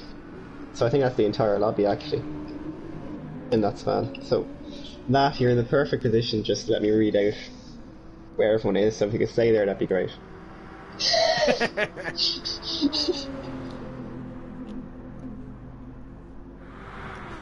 I finished a bit of pizza there. So then, 55 minutes complete. Yeah. So I would imagine Jake and Thomas will probably head into the pits, possibly. Let's see. Take up some fuel, and they don't. They're losing so much time. They stay out. We've got 125 minutes left. Eldorado Dragon say Monza Huracan GR4. Ooh. Interesting. Spicy. Not the GR3 car, but the GR4. Yeah, interesting. Yeah, very interesting. Mini Cooper and Goodwood, that's a good shout. No, Mini Cooper around the Nordschleife. There you go. Oh Jesus. No, the Volkswagen, that massive Volkswagen, the one that goes about 20 miles an hour. Yeah, that's it. Around the Nordschleife. There you go. Anyways, let's have a look at the going on then. We'll give you a rundown of all the cars in the field as we are approaching after the end of the first hour of this race. ARC Dan's with a 36-second lead over PK. I'm Not Beckham in third place, just 2.4 seconds behind. Oh no, PK's actually gone into second. Yeah, PK's into second place, so Beckham is down to third. Nugatti is fourth, nearly 30 seconds off Becky. And then you got the brothers Contrail and Stiggy, fifth and sixth. Leading the GR3 category is Matty in the Audi, just about to be lapped by Stig, which we are approaching. No, that's Stiggy. That is Stiggy. Don't forget, Stiggy had a little moment through the chicane when he was on the brakes trying to avoid Matty. This time they get through it synchronized sideways. Good showing there. So yeah, Matty leading the GR3 class ahead of Alex Rogers. Then you've got Ruby sitting there in third place, just having a quiet battle between, well, himself. And then you got Cruel Magna sitting in 10th, 4th overall, Exige in 11th. And then you got the two cars, Jake Dan Hardy and Thomas TT, and that completes the 13-car field. Anything else you want to add to that? Thomas and Jake still have not repaired their damage. Well, they're just coming into the chicane now, so let's see if they stay out or go in this time, and they both stay out. So it looks like I think they're possibly contending with their damage that they've got, but they have lost quite a bit of time on Eggsy though. It's now nearly 5 seconds over them. Neargal says, evening all, how are my ERA boys doing? Well, so far they're doing not too bad as Dan's makes his second pit stop in. By my reckoning, he should stay out in the lead, considering he's got a 37-second lead now over PK. Now the question is will he stay? Will he go to the hard tyres? That's the key point here. We'll have his fuel gauge all the way up to possibly 100 or maybe 80 odd. Let's see. Let's stick with Dan's. He will come out still in the lead. Most likely, yeah. And he sticks on the softs. So I'm wondering if he's going softs all the way and then go to the hards for the finish.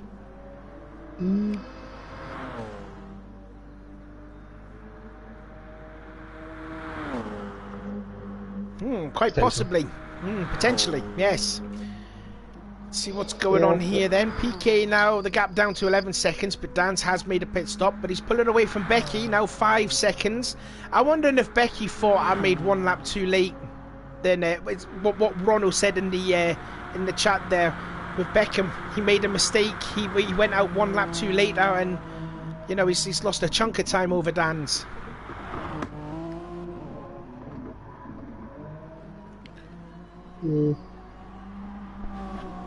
Good input there. Well done. Yeah. Ugh, right. Oh, Ronald's in the stream chat.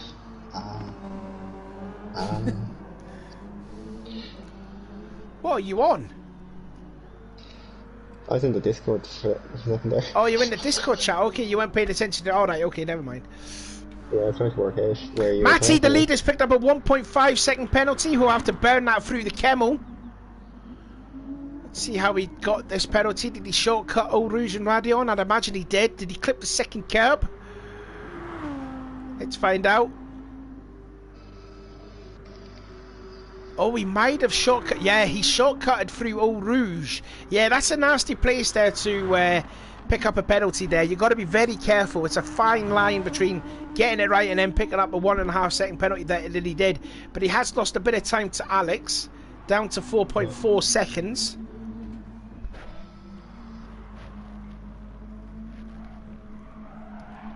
Yeah, running should are quite close, actually.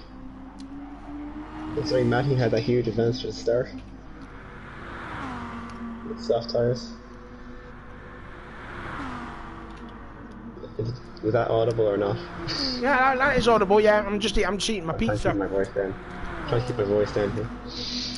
Hey, trying to get me. Oh, what? I take it your mum's going to bed. Seems like it, yeah. We'll see. Might be a problem. Can you all hear the Techno Guy good in the stream?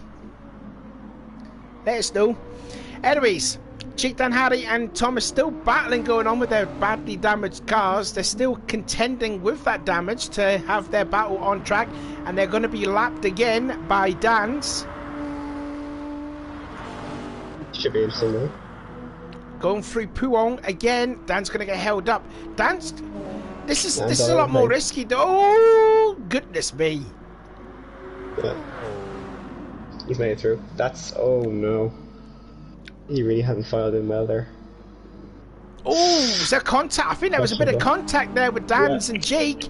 Jake gets a little loose there off the exit of the Fania chicane. And Jake still has rear damage, so... Oh, they are both fighting really badly damaged cars, and you know, I think it must just be a matter of when that Jake and Thomas will have to pit. Their race is pretty much over at this point. They'll pit. I think they're losing. But they've lost 10 seconds. I mean, just made a mistake. Oh, Exeach made a mistake. Yeah. Well, he's just got loose, so he should be okay. He's lost time though. I've just noticed in there the dents on the back of Jake Dan Hardy's Nissan. There's quite a few of them. Yes, Neil Gal, damage is on heavy. That's why Jake and Dan's has lost so much time. As PK goes into the pit lane, will he opt to go for the hard compound tyres? He's stuck on the softs, so we'll stick on him on that. Just adding fuel into the car. Yep. And he goes to the hard tyres. So this is his first laps on those hard tyres. Becky's done 32 laps. By my reckoning, he has done at least... By my calculations, I think he's done at least 16, 17 laps on those hard tyres. The Gaddy's in. I think he actually done I think he started on hard tyres, didn't he? So he's good to go. He can go softs the rest of the way because he's done over 30 laps. But he did change his tyres. So he needs the out lap and in lap, so he may be making a mistake here. Hopefully he gets away with it. Hopefully he catches that later on. See, that egg isn't enough for just hards. Yeah, because I'm just wondering, because he did 31 laps. So... I think he switched tyres in between two stints. I don't know, because I believe Stig's got a lot more wear than Stig's off the track. Sticks off the track again, is he? The new cat he had. No, he's regained it. Oh, 1 second penalty. Oh, 1 second. Oh, 1 second penalty. Oh dear. The Nugatti, if he didn't change his tyres, which I don't think he did. Sorry, if he changed his tyres, which I think he did. The problem for him is that his in-lap and out-lap have not been included in his lap count on that set of tyres. So, we got that problem. Yeah, but I'm just trying to think back. Did he start the race on hards? Because I think he did. He did, yeah. But if he changed his tyres, that's 2 laps off the count. Plus the in-lap for lap 31. So oh, that's harsh. That would be quite harsh, to be fair. Yeah, so he's only done 28 laps. Which would be quite harsh, yeah, I agree. But that's the rules. Aye, well, as they say, rules are rules, they're there to be broken. Stiggy comes into the pit lane from 6th place. It's not really going to lose any time. Stig didn't change his tyres at all. So, he's done his full complement of laps and now he's just got to chase that 2 minutes 45 back up. No, this is going to be fun for Stiggy. He's got about 1 minute and 25 second advantage to catch up on his brother Contrail. So this will be fun for Stig. It's going to get personal. Who wants bragging rights in the Stiggy household? Paddy's got in as well. Contrail's gone in the pits as well. Contrail. Oh, so basically, Stiggy's got a full lap to catch up on his brother Contrail. Good luck. You got over 100 minutes to do it, Stiggy. Go and do it. So Contrail also started on the hard tyres. Did he change tyres too?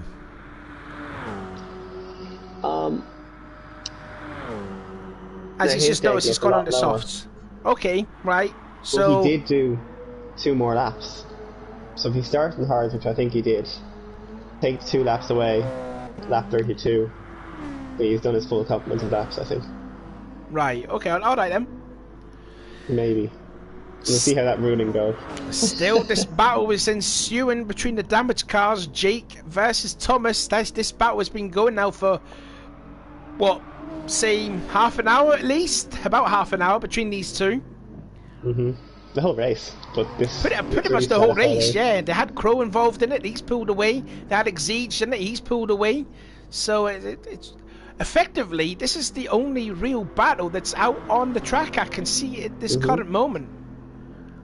They cost each other massively, and they should be pitting because they're just losing time. They're losing time hand over fist. I mean, what's the gap now? It's now 11 seconds between Eggsy in 11th and Jake in 12th. So within about at least 4 laps, they've lost that so much time. I would pit, repair, and fuel up, and continue the stint because you can go through the pit lane and it includes your lap on the hards. They could have changed. I'm also just noticing there because they are on to lap 29 now. So I'm wondering if they are waiting because both Jake and I don't know if Thomas has pitted and changed onto new hard tyres, but I know Jake hasn't. But I'm wondering if they're just waiting so they could do the 30 laps, get the hard tyres over and done with, and then go into the pit lane and get the repair done. Yeah, but yeah, that's neither have changed tyres. So neither of them changed tyres, so I'm guessing that they're going to wait. Lap 31, they will come in. Lap 31, they should come in and then repair the damage to what the cars that they've got. Like a pit in is 20 seconds here. About 20 odd seconds, yeah. And they've lost 10 seconds on it to each. I'm not going to get that back. So if they'd fueled up and then done a splash and dash change onto the softs with no refueling, which is a lot shorter. But then don't forget, Exige has gone through at least, I think I'm saying about 17 laps on those hard tyres, whereas Jake and Thomas will be on the soft tyres and they're good to go for the rest of the way. So they will catch up on Eggsy, but will it be enough to pass him? Who knows? I'm using him as a benchmark, and they're not directly racing him, I don't think. Oh well, you never know. You never know. Stranger things have happened. Yeah, you can gauge time lost through that, which is quite severe. Right, so then I've been told there by Mr. Thomas there, the gap between Dan and Becky is over 24 seconds. PK in third, 17 seconds back. 34 seconds ahead of Nugatti. Contrail, who's 20 seconds behind Nugatti, and Stig 1 minute and 36 seconds behind his brother. Then Matty has pulled away on Alex, but again Matty on the soft tyres, Alex is on the hard tyres, I believe he is. So the gap's up to 7.3 seconds. Ruby still having a quiet race in 3rd place in class. Then you got Crow, Eggsy into the pits. Yeah, that's expected. As expected, but he's got a 13-second advantage, so he will come out slightly behind Jake and Thomas.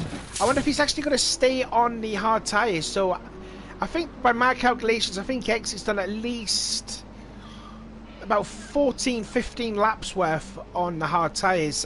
Is he going to stay on? He's changed tyres as well, I just noticed. Yeah, just to complicate things further. Yeah, he's changed tyres.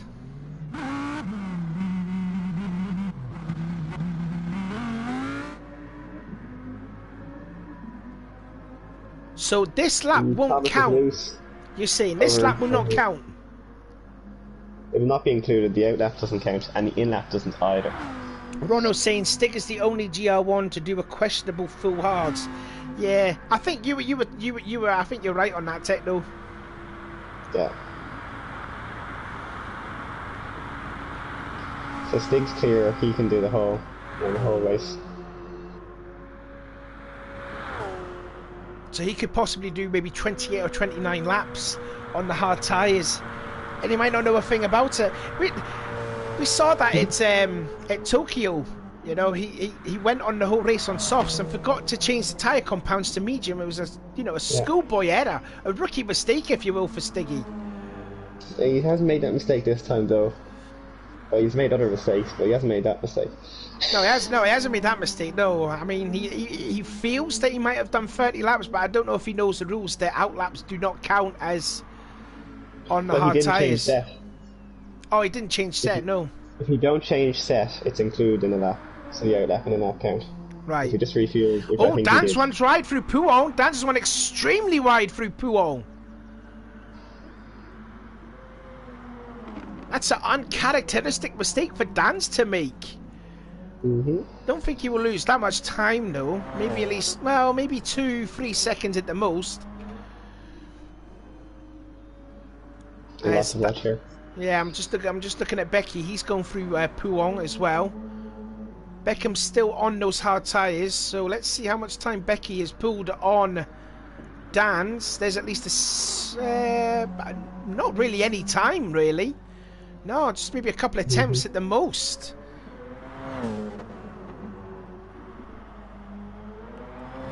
Steering traffic effectively. So Dan's going to come up into this battle now between Thomas and Jake. And empty still going on. I think you might see them coming to the pits this lap now. They've done 31 laps on those hard tyres. They should come in. So maybe this time by or maybe the next lap. They've completed their 30 laps on the hards. Yeah. They only pissed the fuel, which means the out and in lap count. So that means this 31st lap will not count towards their tally, but they don't need it because there's only 30 laps required. And here comes the prototype closing fast. That's Dan's. Blue flag, blue flag.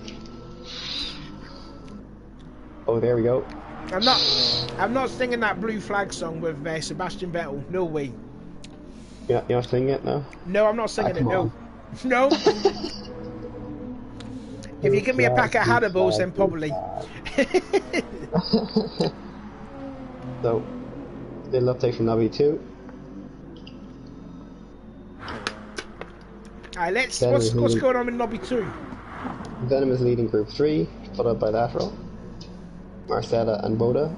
And for Group 1, Janier is now leading, followed by Defiant, Law 226 and Robocopy. So, a bit of movement there actually. Should be interesting to find out before a report. Noticing there, Alex Rogers is in the pit lane. He's done 31 laps on those hard tyres, so he should be good to go on to softs now the rest of the way. Yeah. So we should see that back from here with. Is Lateral still leading Lobby 2 in the GR3s? I think it's Venom is now leading. Okay, so possibly he may have pitted and lost the lead. I don't know. I hope he hasn't made a mistake. But you know, go Lotto, come on. God, the commentator's proud. My, I didn't do my too well guess with would be, Suzuka, so you know. my guess would be that Venom pitted, and that's why they were out of sync when I checked the last time. Oh, push a different number there. Crow Magda into the pit lane. He's done his hard stints. He's done 31 laps on those hard tyres, so he should be good to go the rest of the way. Yeah, Thomas and Jake are in. Thomas and Jake are in, so they will have their damages fixed. Becky's are now into the pit lane. So I think by my calculation, oh yeah, 28 seconds. But again, don't forget, Dan's still on the soft tyres. He's still got to do 30 laps on the hards. And Becky is not changing tyres, so he's content to stick with the hards. He's just adding fuel in the car. Hasn't changed the set order.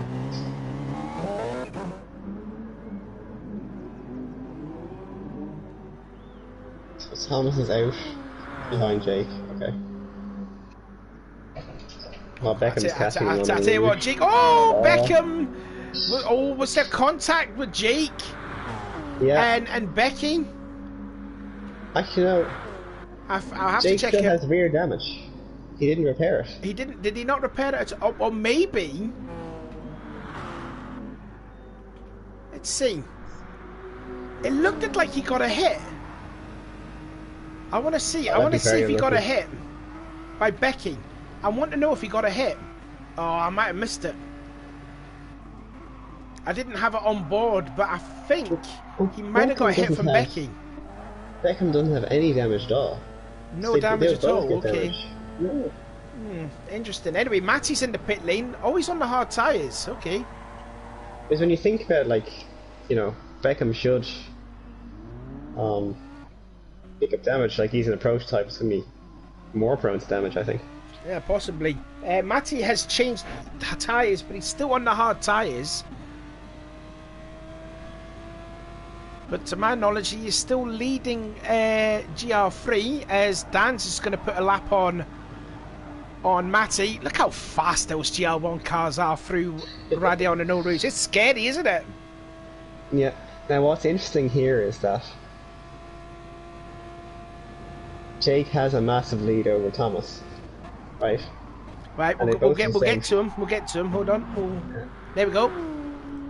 They both the same fuel, but Jake still has the damage. So I don't think he did repair work on his rear bumper. And he's going to pay for that now because Thomas is catching him big time. Was it just the rear damage that he had in his? Oh, is he going in? Yeah. He misclicked. He's in the pit lane. I wasn't too sure if it was Becky that made the contact with Jake, because I saw Jake getting really sideways through Radion when Becky was all over the back of him. So I wasn't too sure if Jake actually repaired the damage, came out, and then there was contact with Becky and with Jake. So Jake has made an error in the pit stop and he's lost 7 seconds from that. He's lost a few seconds. Yeah, lost a few seconds at that at least. But you know, there's about 100 minutes left. Looking at the stick, he's just passed Thomas. Let's put another lap on Thomas. The gap, if anyone else wants to know, the gap between Dan's to Jake Dan Harry is 13 minutes and 7 seconds. Time travel there. That's effectively what, 6 laps, I think, if I push the F12 button. 6 laps down, yeah.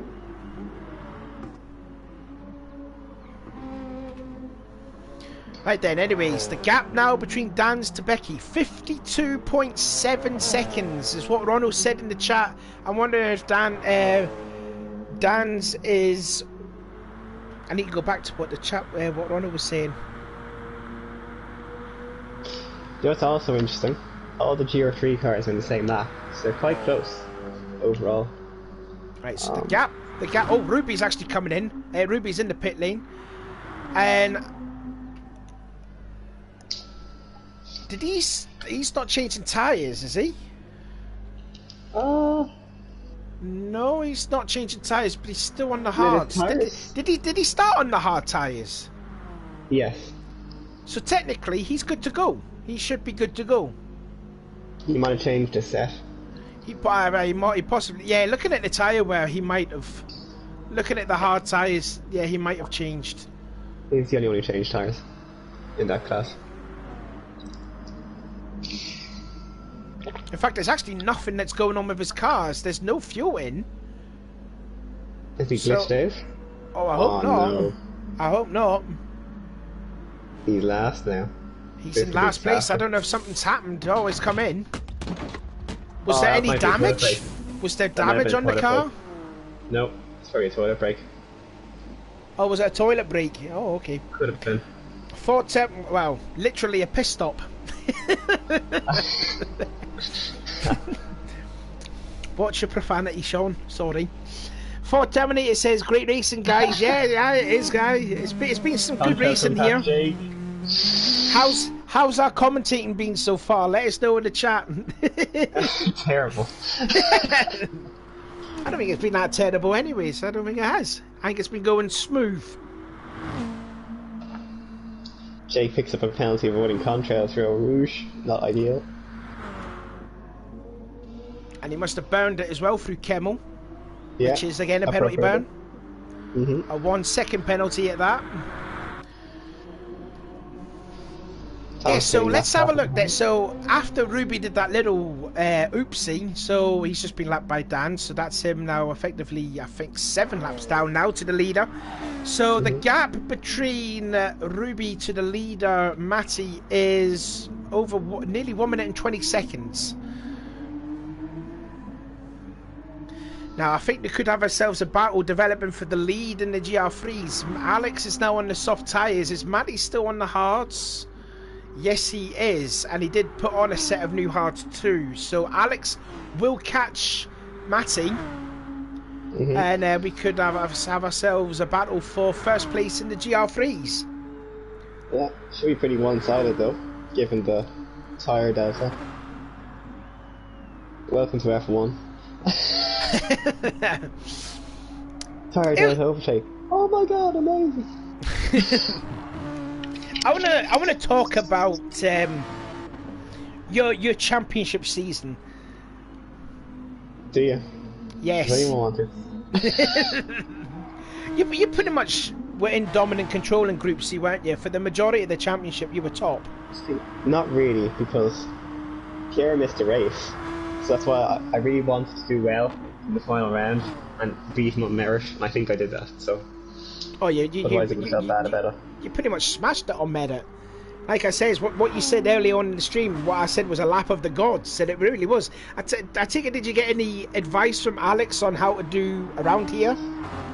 So what Alex had been doing was he'd put up a video of what he did in his quali sims, and that's what I'd been copying. I copied it most successfully in the final race, obviously. But I did a fairly good job at Tokyo as well. Tokyo is very high in Tier B, actually.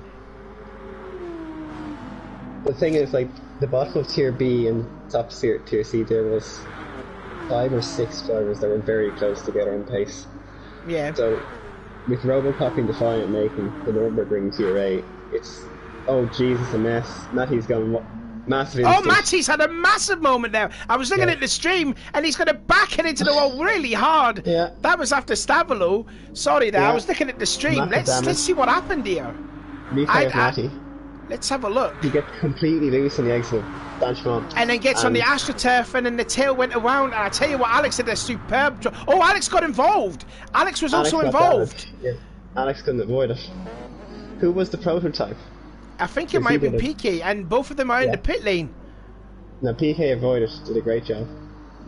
Oh, can I get a replay? I want to get a replay. I want to see Alex is on board. Changed that race. I missed it. Well, this is actually possibly could throw the GR3 race wide open now, because it would allow Crow and Ruby to catch up. I saved it anyway, just so it's on okay, screen. Good. Good. Anyways, back to your championship raid then. on what you were saying before, we saw Matty had a massive moment. Yeah. So there was a group that were between B and C, very close. It was something like we were all within a 10th. So with Robocop and Defiant making Tier A at Nürburgring, it's such a reason that it's possible for me to do it as well. And that happened eventually. So it wasn't, it looks dramatic. It's not like I came from the very bottom of Tier C and went all the way up to Tier A. It wasn't smurfing whatever. That was just purely like I hooked it together somehow, and it worked out, which is nice. It was also. So it's sad. What could you see was the difference between racing in Group C to racing in Group B? Group C is cleaner. Is it really? I'm really? Not joking, yeah. Okay. 100%. Believe it or not. I don't want to. Don't name names who were causing incidents in Group B, but I'm surprised by that. It wasn't people causing incidents. It was that B is a mix of people that should be in A and people who could be in C, and then people who are in B.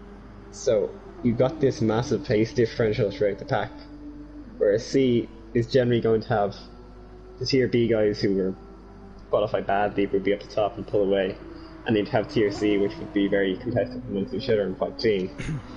So when you had this mix-up with Tier C guys up in the middle of Tier B, tried pace differential and race pace changes, and that caused a couple of, I suppose, instances of people who didn't want to be passed by other people. Oh right, okay. So and then you did that. You did the one race at Spa when you were racing against the finest drivers that ARC have to offer. So what was that racing against them? That was interesting. I knew I wasn't going to do well because I've been doing the practice races. I knew my race pace was nowhere, which is quite annoying actually. Like Sardinia, I could keep up. Sardinia and Kyoto, I could keep up with Thomas Titi actually. But on Spa, I just have no pace in race trim at all. So I knew that was going to be bad for me. So my objective was really just to hold up the Nissans wherever I could to ensure we got maximum points. I don't think you needed to hold the Nissans. The Nissans were messing each other up. Yeah, which was great. They kept coming back to me to stick on my bumper the whole time. It was great. But then they kept on stepping each other up. They were making contact with one another, not really helping the Constructors' Championship at all. So at one point, they were going past me, and 3 of them were in a pack together, fighting each other. Yeah. I was so confused by what they were doing. Like, I mean, you shouldn't be really battling with one another. You want to help each other, help the Constructors, because that was the only real closest thing that was going on, was the Constructors between the Beetle with Hughes and Alex and Jadיר and Jans and the GTRs, but they just kept on messing each other up. Kobe made contact with Stig, and that was massive. That was a huge incident. What happened? That wasn't called on stream. Oh, it wasn't. Oh, I see it on my replay. It wasn't shown on the stream, but I seen it on my screen. Because what happened was, I think Kobu broke a bit late and went straight into. He was quite unlucky actually, because the way the cars were laid out, because Stig was actually overtaking someone else at the time, so there wasn't much space for him to go to avoid the contact, and that's where it happened. Yeah, they caught up with me. They caught up to the back of me within 2 laps. Like there's no competition. There was one thing I also didn't mention during the last streak stream, but I thought it was actually quite fitting to actually have the champions in Group A, Tier A, Tier B, and Tier C all in the one stream, because you were racing in it, and that last lap what you did, that pretty much got you the championship. Yeah, it was a good lap, wasn't it? It was a solid lap time. You were like 1.5 seconds quicker than Defiant. Yeah, which Defiant seems to be my pace. And he's no slouch of a driver, let's put it that way. No. So we were quite close together last time, so I was quite happy to beat him by that margin. But Alex gave me good advice again on that occasion, because he said, run a lap around once, pit for tyres, and then run your quali after that. Because there's so much wasted time, because the Group 3 cars can't make it around 3 times, get 3 flying laps. Yeah. So, waste a lap, you burn the fuel just by driving anyway, and then you'll find a space on the track, because you'll be ahead of everyone, and pit, change tyres, go back out. So that's what I did. It paid off. It paid off, yeah. So, obviously Alex is a very good tutor then. Oh yeah. Why didn't he What do you tutor me recommend? when he was in the Porsche with being my teammate? He told me nothing. He told me none of this. Anyway, we're nearly approaching half distance through this race. The gap now between Dan's to Becky is 1 minute and 6 seconds. PK still in third, but we have ourselves a battle going on for second place because the gap is nearly less than a second. PK had a huge moment through La Source hairpin. That's very close, yeah. Yeah, just over a second now between Becky and PK, but I think Becky is still on the hard tyres. I don't know if PK is on the hards as well, which he is. They're both on hard, yeah. They're both on hard tyres. And look at Nugatti, 5.3 seconds back. So Nugatti's done well to catch up to the back. Yeah. I think he It's might the be on the soft soft. tyres coming in, He's yeah. on the soft tyres. That's right. Yes, Nugatti's on the soft tyres. That's why he's catching. But he's got a So if he 28. catches- Dan's is in. Dan's is in the pit lane. I'll tell you what, if he catches them when they're going through Group 3 cars, that's going to be mad. That's going to be a mad battle for second place. Let me tell you that. And Dan's in the Thomas goes pits. past Exige, a bit of a rub. No. Might get a replay of Thomas TT there. Okay, let's get a replay of that. Let's see what happened here. They are both going through the corner with no name. Going to be side by side through Pouhon. That's not a good place to overtake someone. Side by side, leaning on each other. That's like BTCC racing, that. Yeah, it was beautiful. That was beautiful to watch, and they made it stick there too. So good driving there by Thomas and And PK's Exige come there. up on them. PK and that PK's is, come up on them there. yeah, PK's really caught up Beckham. Beckham may have been held up. Yeah, he Wanna was see held the up gap? big time by them. Yeah, he's held Baffling. up big time. He's lost a couple of attempts. So, battle raging on for second place. Where's Nugatti in all of this? He's just past Jake Behind. Danhady going into Blanchimont. Oh, jeez, that's such a pass. And he's gained a lot. He's gained 2 seconds on PK. Yeah, they both got held up. Oh, in fact, Nugatti's in the pits. Nugatti in the pit lane. Wonder what these guys go on to. Just want to see. Okay, then. So now I'm just looking on board with Dan's. He's got a 36-second lead. He's now onto the hard tyres. So it's took him 46 laps to get into the hard tyres, and we've just passed 90 minutes of this race. Stick saying I'm going to retire. So that's a I don't shame. blame him. I don't blame him too. He's been struggling.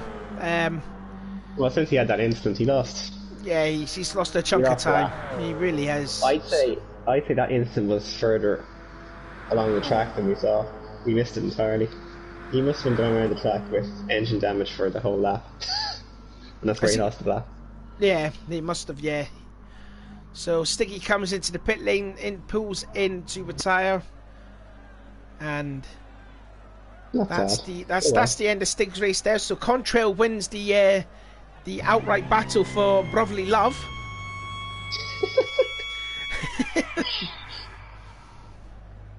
Not what you want to see a guy retiring, but at least, you know, he did 90 minutes, so good job, Stig.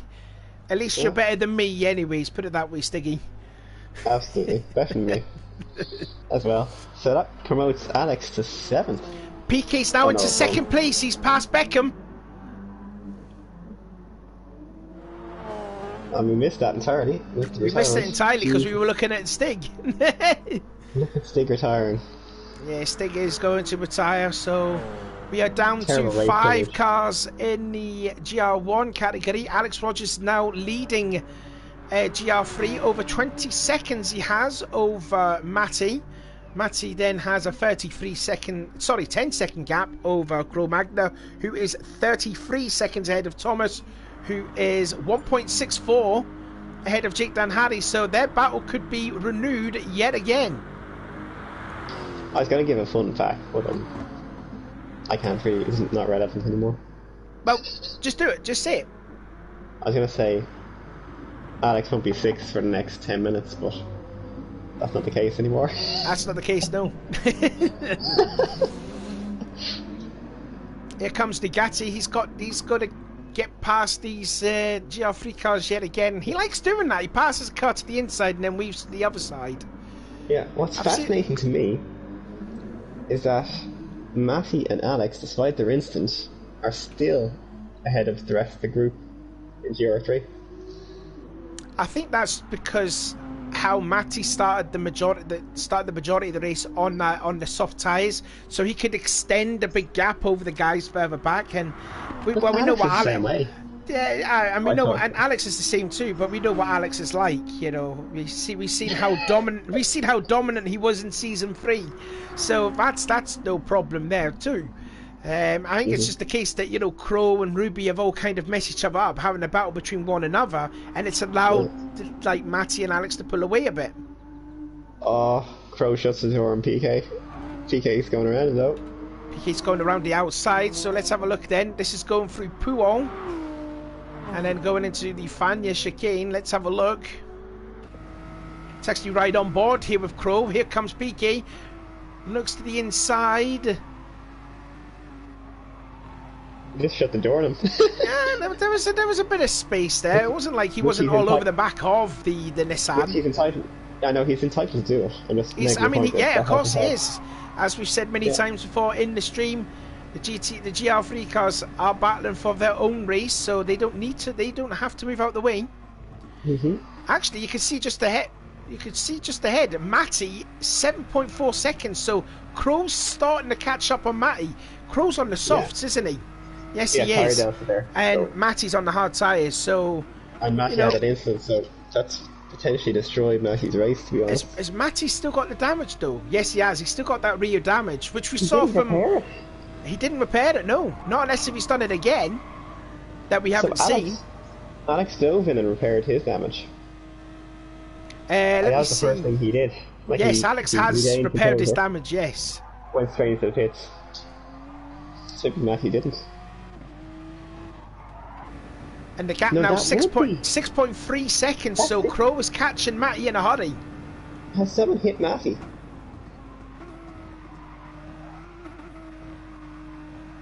I'll tell you what, Matty had front damage, he had steering failure.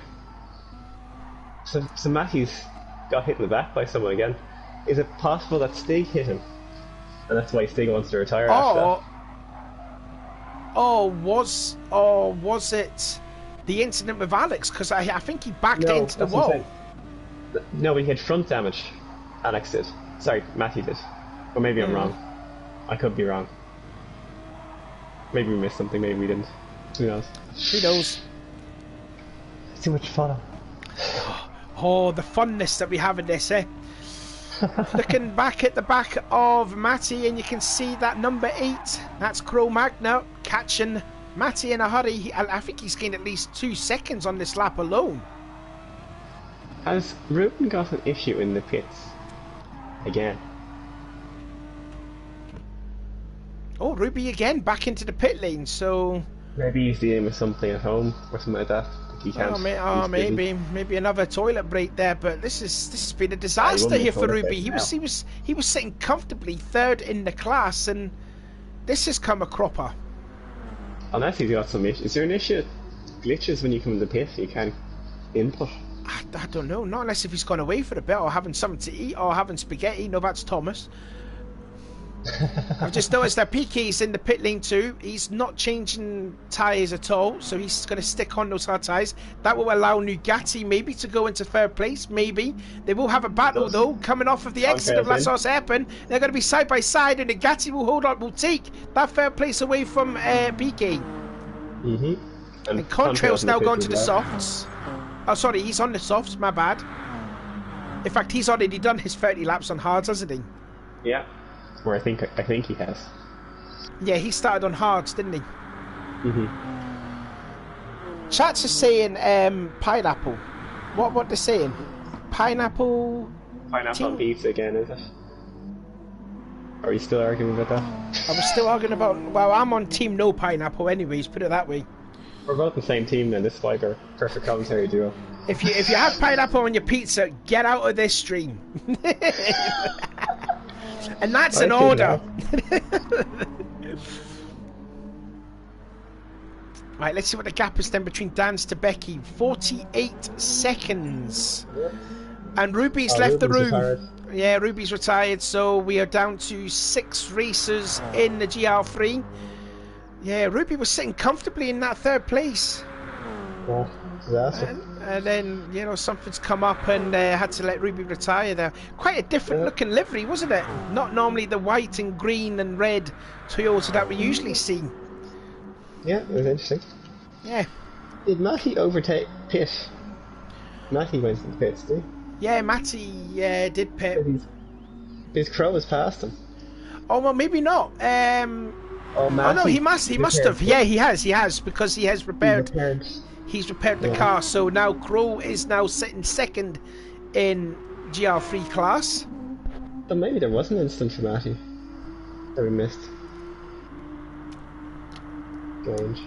He's third anyway. Good for him. Good for him. He was leading for the first half of it. I know, disaster, isn't it? It was a great instant though. It was a lovely incident. I would have loved to see it from Alex Rogers on board camera.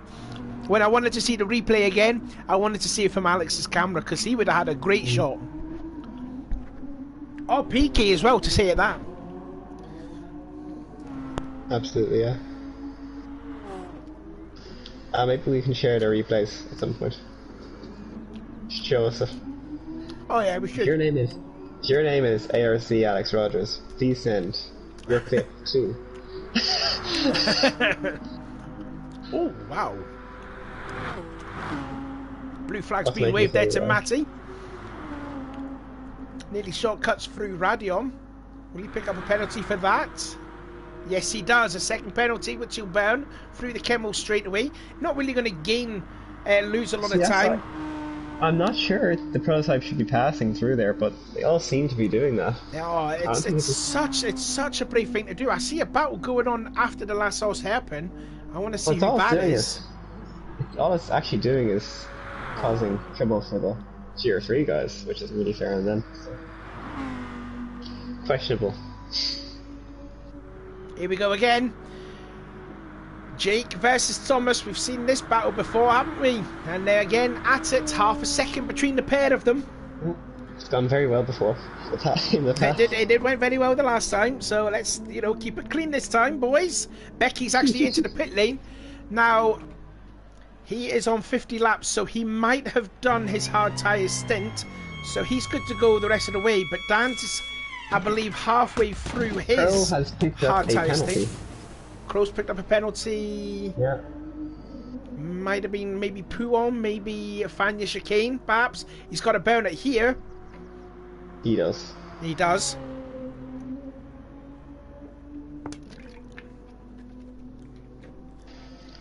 Alex continues his mark ahead. And Becky is now on the soft tyres, so he's done his 30 lap stints on those hards, so he's good to go the rest of the way. So the gap between Dan's to Becky is 1 minute and 16, and there is 78 minutes on the clock. Can Becky catch up 76 seconds? Totally possible, especially if Dan gets collected in some instances. GR3 cars. See what happens. We'll see what happens there. 109 comments we've got in this race, and we've still got 12 people watching. That's good. Like this is good. I'm liking this. Mr. Poplar. Oh, Mr. Well, I don't know about that. Anyways, Dan's gaps to Nugatti nearly a minute over first to second place. 7 seconds between Nugatti to PKMZ. And then Becky, who's just came out of the pit lane, he is 9.2 seconds behind PK and Contrail, now 5th and sitting last in that Toyota. Alex Rogers still dominating GR3, 31 second lead over Cro Magna, who is sitting second, and Matty sitting in third, nearly 10 seconds off Cro. See, when you were doing, before you were doing races, do you have any like rituals before you do a race, or you just get on with it? No. No? My only race win of the championship was Sardinia, wasn't it? I'm pretty sure I was doing an assignment before that race. Oh, okay then. So no, there's no rituals. When I was racing it in GR1 was, I would just take a nap, and then when it comes to the time where I start racing, that's where I just go and race.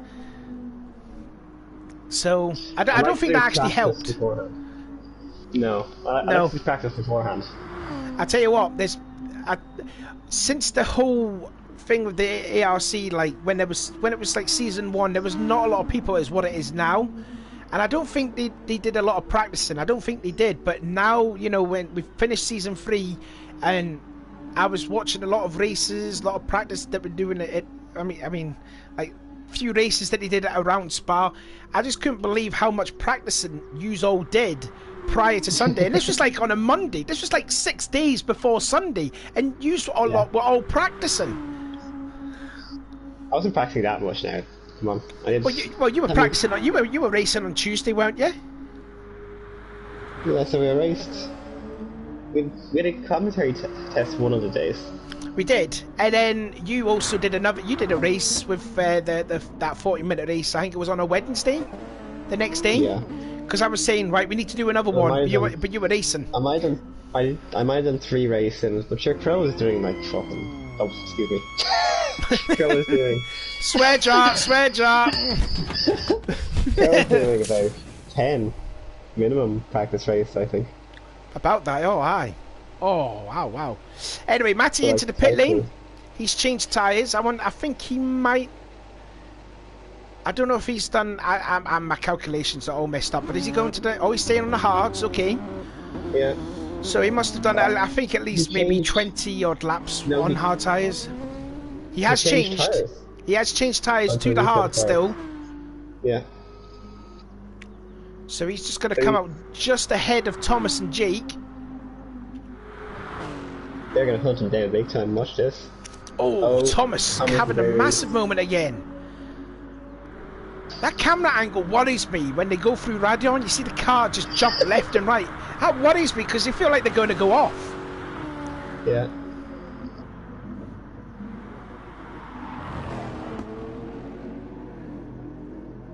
So Crow has done more laps around here than most F1 drivers. So yeah, I think by my calculations, I think during the whole of last week, the amount of times he practiced around here, I think he must have done about 2,229 laps. I think. about that. Very precise. I tell you one driver we need to give a shout out to, Nugatti, the reigning Tier B champion. He finished on the podium where he recorded his best ever finish, finishing in that 3rd place, and you know, he finished 9th in the points. So a really strong effort there from Nugatti, who really came on strong after St. Croix. So you know, really good effort here from Nugatti in the Audi to be sitting in 2nd place. And that's on merit. Like he's going to be. That is on merit. That really is. Yeah. He did his hard stints, so this is. He has done his hard stints. Yes, he has. So yeah, Nugatti driving a really good race here. He's actually just battling or trying to get by the battle that's going on between Matty, Thomas, and Jake, and he's gone through that cleanly. Matty again goes off through there. This time he keeps all 4 wheels on the track and not on the grass. No. Penalty. Oh, he's actually picked up a free 10th penalty, so he might lose the 2 spots. He'll have to burn it through here, which he has done, and he will lose 8th and 9th, and Matty will go down to 10th. And as what Ronald said, Matty's crash is hurting big time, and I would have to agree with that.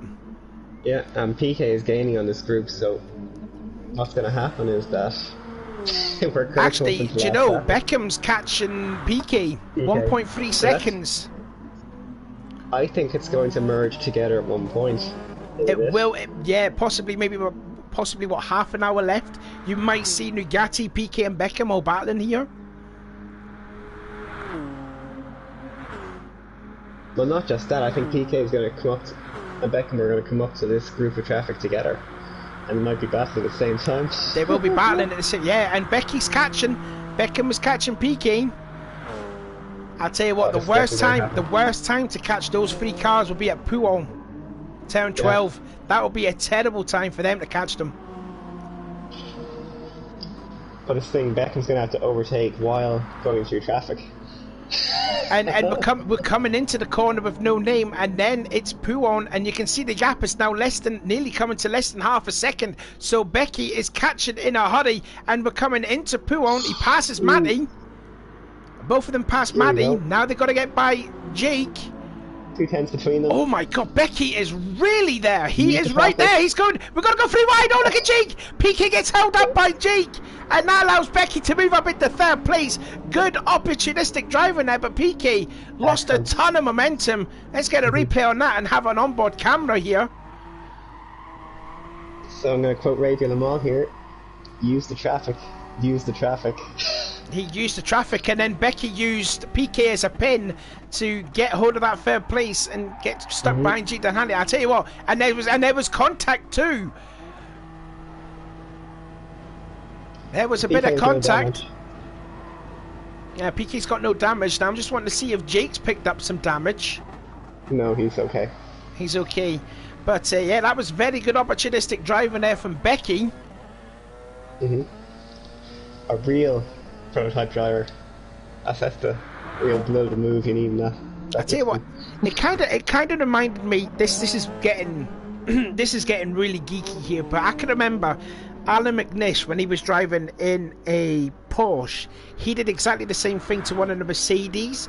I think the Mercedes got stuck behind. I think it was a Marcos at the time, and then this was at Suzuka. This was back in '98. So, that's how geeky how I know it. And he did it, and Becky did exactly the same thing what McNish did to that Mercedes driver. Sorry for the geekiness there, I do apologise. No, it's good content. I feel there's nothing much happening now, so. Anyway, looking at again, seeing this battle going on, Dans and Beckham, 1 minute and 7 seconds. So I think, if I can remember correctly, when Beckham made his pit stop, it was about 1 minute and 16. So he's gained at least 9 seconds on Dans. But the big thing for Beckham here is the way he passed PK, he lost minimal time. He didn't lose that much time there. It's like going through standard traffic for him, so that's huge for him. And I mean, look at the gap now he's pulling away from Piquet, over 4 seconds, and that was within 1 lap. So PK would have held him up for a few laps, but that didn't happen. Meanwhile, So, Alex is into the pits. Group 3 leader. And he's changed tyres. Don't forget, he has done his 30 lap stints on those softs. He will still come out as the leader. He's got a minute gap over Cro Magnon that's now second place. Jake Denhady and Matty. What's happened to Thomas? Did Thomas make a pit stop? He's 21 seconds, Yes, but yeah, he must have. He pitted. And also Eggy, who had an extraordinary race. The first 30 minutes has fallen down to 11th place. 2 retirements. He's on soft now. He finishes, so he's done his hard stint now, so he's level with everyone, so he just needs to make up time. Yeah, he just needs to make up time. And I was just about to say 2 retirements, Ruby in the Toyota and Stiggy in the Porsche. That was it. I had to look through my map. Anyway, we haven't mentioned about Group 2, so what's happening in Group 2 now? Stream failed to start. Interesting. I'll try it again. I'll try again then. I was truly enough to, yeah, great minds, same half. All that kind of thing.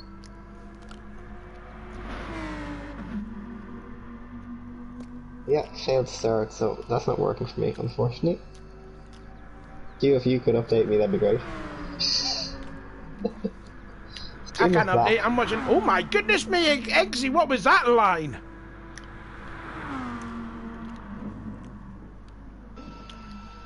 Didn't get a penalty. Didn't get a penalty there, but that's a very different line through Blanchimont.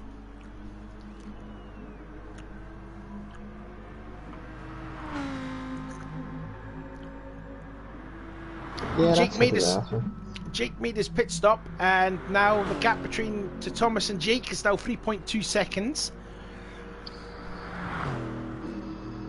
So give or take, I don't know, a couple of laps and Jake will be on the back of Thomas, and then they'll have their battle yet again. Isn't that not a team versus team car that Thomas is driving? I think that might be in a team versus team car. So I might be wrong on that. Ruby fell ill while he was playing.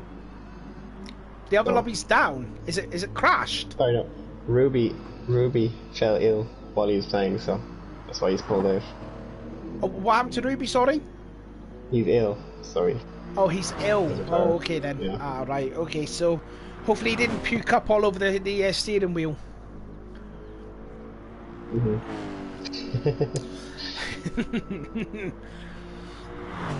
Hopefully that's not what he was doing when he was in the pits for a long time.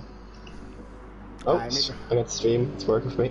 Okay. Oh, okay so, then. Right then. So while I eat my pizza, you take away. And what's happening in lobby 2? Law 226 is leading, followed by Janier, and RoboCopy and Defiance in 4th. Lateral G is now leading GR3, followed by Venomous Snake, Woda, and Marcella rounding out the group. So I'll just keep watching because Lateral is going to be passed by someone in a minute. Do you notice what's the gap between Lateral to the guy in 2nd? Does it say? Venom and him. Yeah, hang on. Oh, it's too small, I can't read it. 20 seconds. So I say that's a pit stop change. I say that's a pit stop change. So, Lateral did the right thing to move away from Renault to Honda. Most likely. He's in the battle for the lead there. Do you know who was the person that told him to change to a Honda? Was it you? It was me. Really? Yeah, I was watching him. He was practicing by himself, and I told him, "You better stick with the Honda. You're more consistent than in the Renault." And he must have listened to me. So yeah, see, I am a god. I don't believe it. Right then, Dan's the gap, 42 seconds over the impressive Bugatti in 2nd place.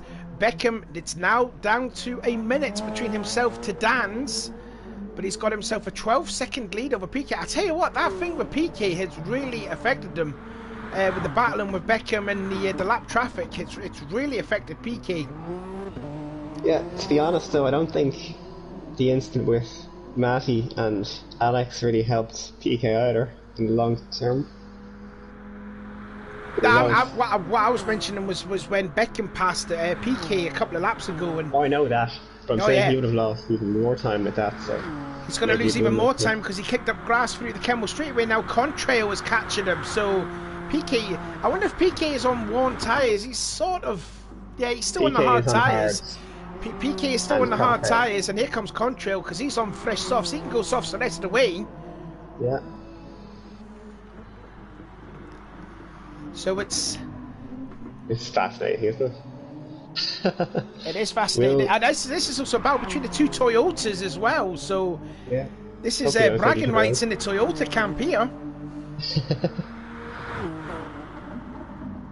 Which one's Alonso? I'd say Contrail because he's faster.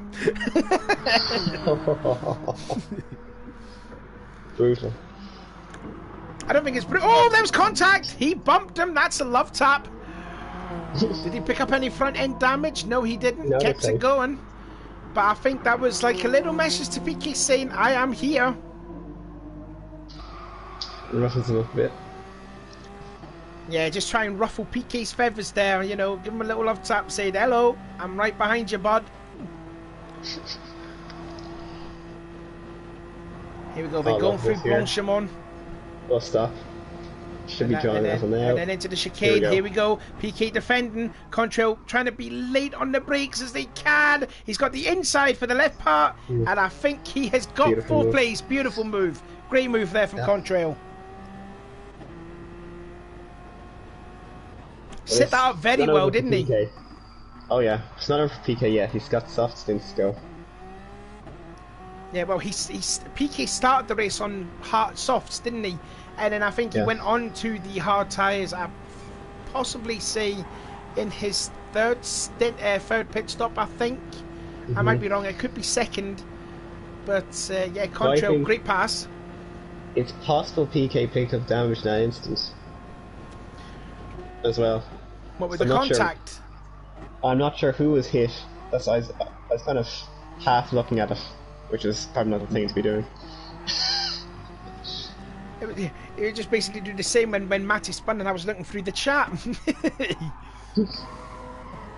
Right then, we're going on That's board what- with Beckham. I'm still wanting to see the gap between himself to Dan's. It's now less than a minute, so Beckham he's trying his heart out. You know, I bless him for trying, but he's given it a right good go. I mean, Beckham is suffering from that mistake he made initially. With the tires. Yeah, I think if you think back that he the first pit stop, Dan's pitted in on lap 14, 15. And Beckham came in 2 laps later. I mean, if he pitted in the next lap, that the gap would not be 58 seconds. But as he told me earlier, anything he does, it's fully intentional. So it wasn't a mistake. I think it must have been.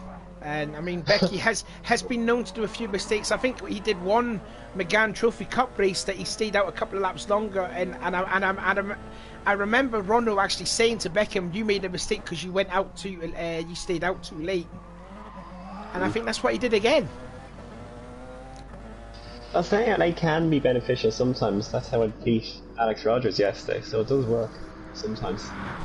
Careful for aggression.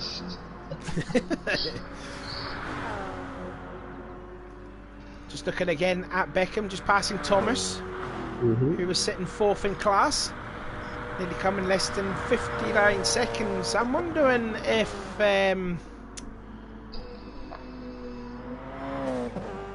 I've just noticed the time we're in, and we've done 2 hours of this. I'm gonna die. 2 hours. 2 hours have been complete. We've got 60 minutes left, and my throat is surprisingly still going. Yeah. But we're It is. taking turns. That's not too bad. Taking turns, yeah. Try to, I've got 1 pizza slice left, and my juice is nearly empty. And also the router is still going, so I'm hoping it's still good to go for the finish. I'm hoping. Touch wood.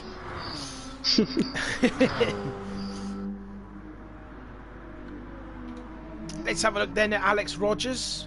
What did you think about your teammates Alex Rogers' championship quest in season 3? What did you think of that? Helped out my team, didn't it?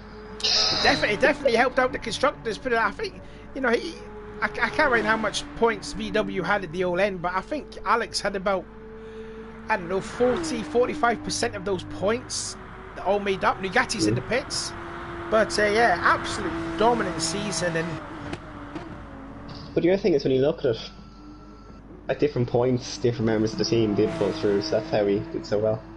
And we're only 4 cars. And we're missing Janier for 2 rounds, so I'm quite happy with our victory, to be totally honest.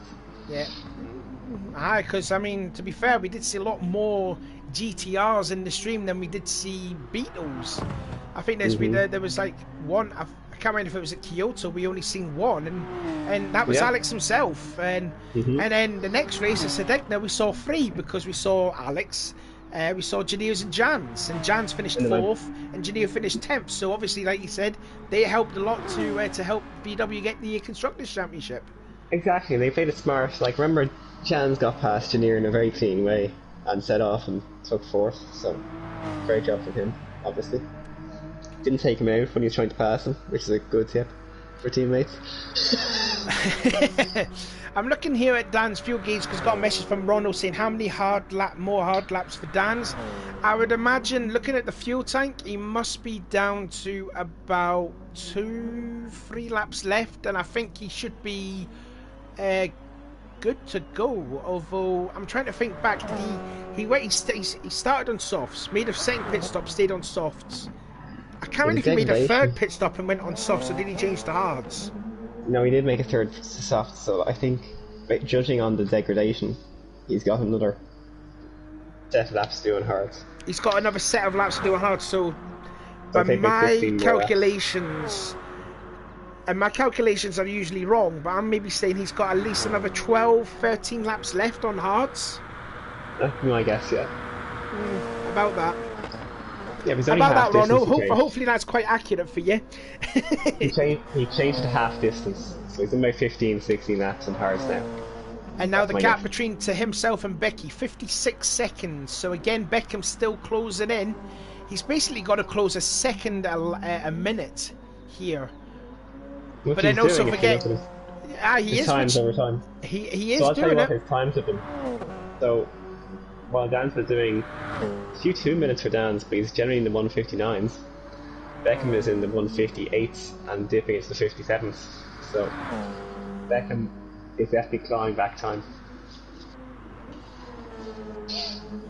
You just hope for the people that are watching this that we want to see a good, you know, a real close battle for the end of this race, that Beckham should pit, you know, maybe potentially on the same lap as Dan's instead of pitting in 2 laps later, because then he'll lose even more time. John Nugatti went into pits.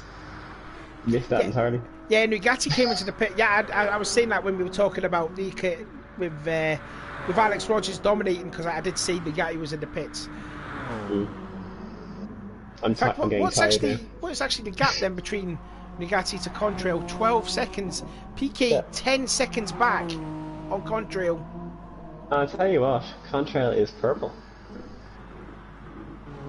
So he could be setting the fastest lap, and he's going through Rivage. Yeah. Now he could have got the nice bit of toe and exit. That's possible. Tell you what, he's got a good bit of clean air as well, so he could surpass Dan's fastest lap here if he keeps it going. If he has the fuel for one more lap.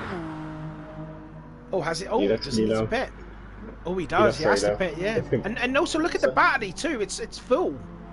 Yeah, this looks like Swedish hammer time. It's Swedish meatball time.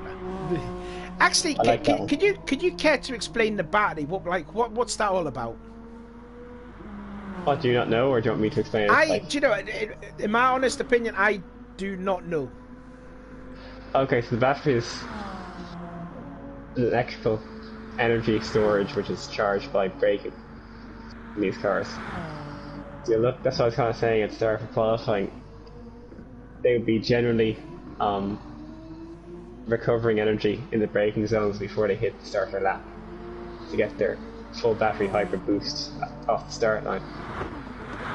So look, it goes down anytime he's in second gear when he's trying to accelerate at low speed. Oh jeez, Contrail gets held up a lot by gets held up by Crow. You see, it's automatic in this game. In a normal car, you'd have a bit more control over when you deploy. But you generally want to deploy at low speed because then you get higher speed quicker. So with him going through the chemistry, he's using that battery, which means he's going slower. Considering, look at the battery that was going down low. But once it hits a certain speed, it starts harvesting back. I think it's got the MGU-H style thing that the F1 cars have, where it spins up something to actually charge the battery as well. That's why at the end of straight he'll start recovering energy as well. Right, okay then. Right, well, thank you for that insight there. I genuinely did not know that at all. It's generally going to be charging off the bike.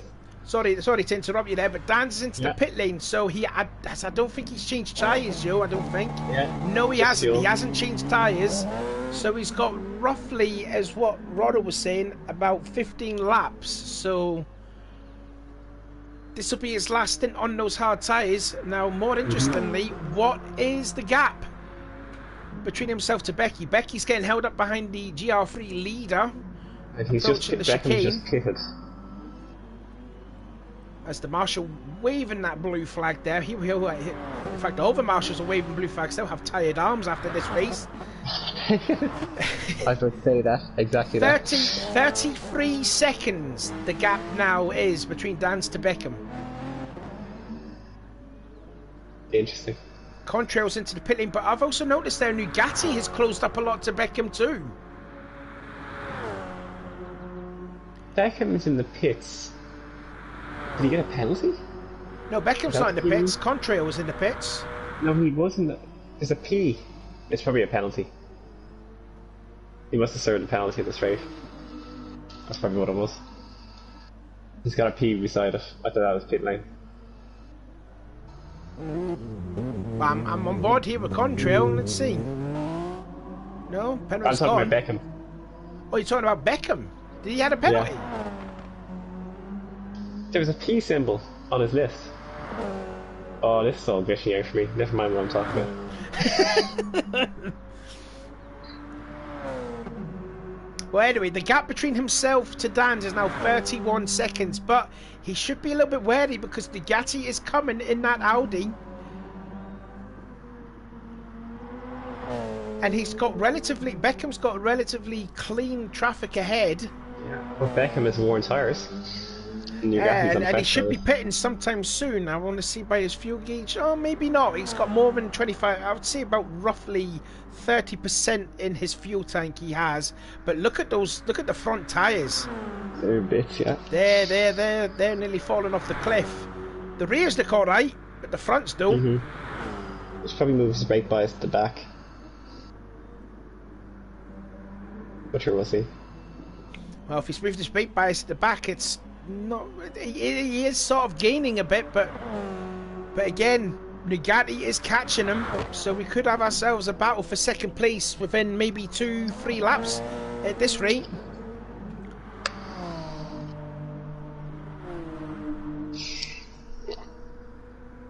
Oh, we got 9 people watching now. We did have double figures. We were at 10, 11, 12, and now we're down to 9. Thank you to the 9 people that are watching this. I mean, I tell you what, this has been good fun watching this race, isn't it? Yeah, but what about the epic chat players, you know?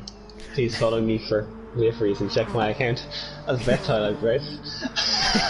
Would you want to be... Would you actually be interested in doing an endurance race? Or have you done one?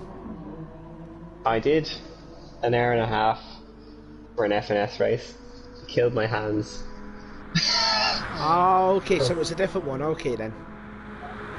So, I like to keep to an hour. An hour at the most. Yeah, I start messing up after that time anyway, so. Look at Matty and Thomas split by 3 tenths. I was actually looking for the battle for 4th place because Contrail was caught up PK in a hurry. PK's still on those worn hard tyres, whereas Contrail isn't. Where's go back PK on the track? PK just entering Rivage right now, so that's 10 10. So I'll stick with, if something happens on yours, you tell me. I'm still looking at the battle between PK and Contrail. Yeah. 3 tenths separated them. It's now less than that because Contrail is in the slipstream, but he's also fighting the dirty air from that Toyota. I think Thomas is right on the back of Matty. I'm too scared to look at it as if I'll miss a pass there from Contrail. I wonder if Contrail will repeat the same move, what he did when he passed CK, when he went around the outside. Oh no, he's going through Stavolo. Is he going to do it through there? He does! Contact! Yeah. Contact and gets through! Yeah. And he might have leaned a bit on them though. I'll check a replay. I'll have it on board. See if there was any contact. Thomas is going around Matty. The gatekeeper holds on. Holy...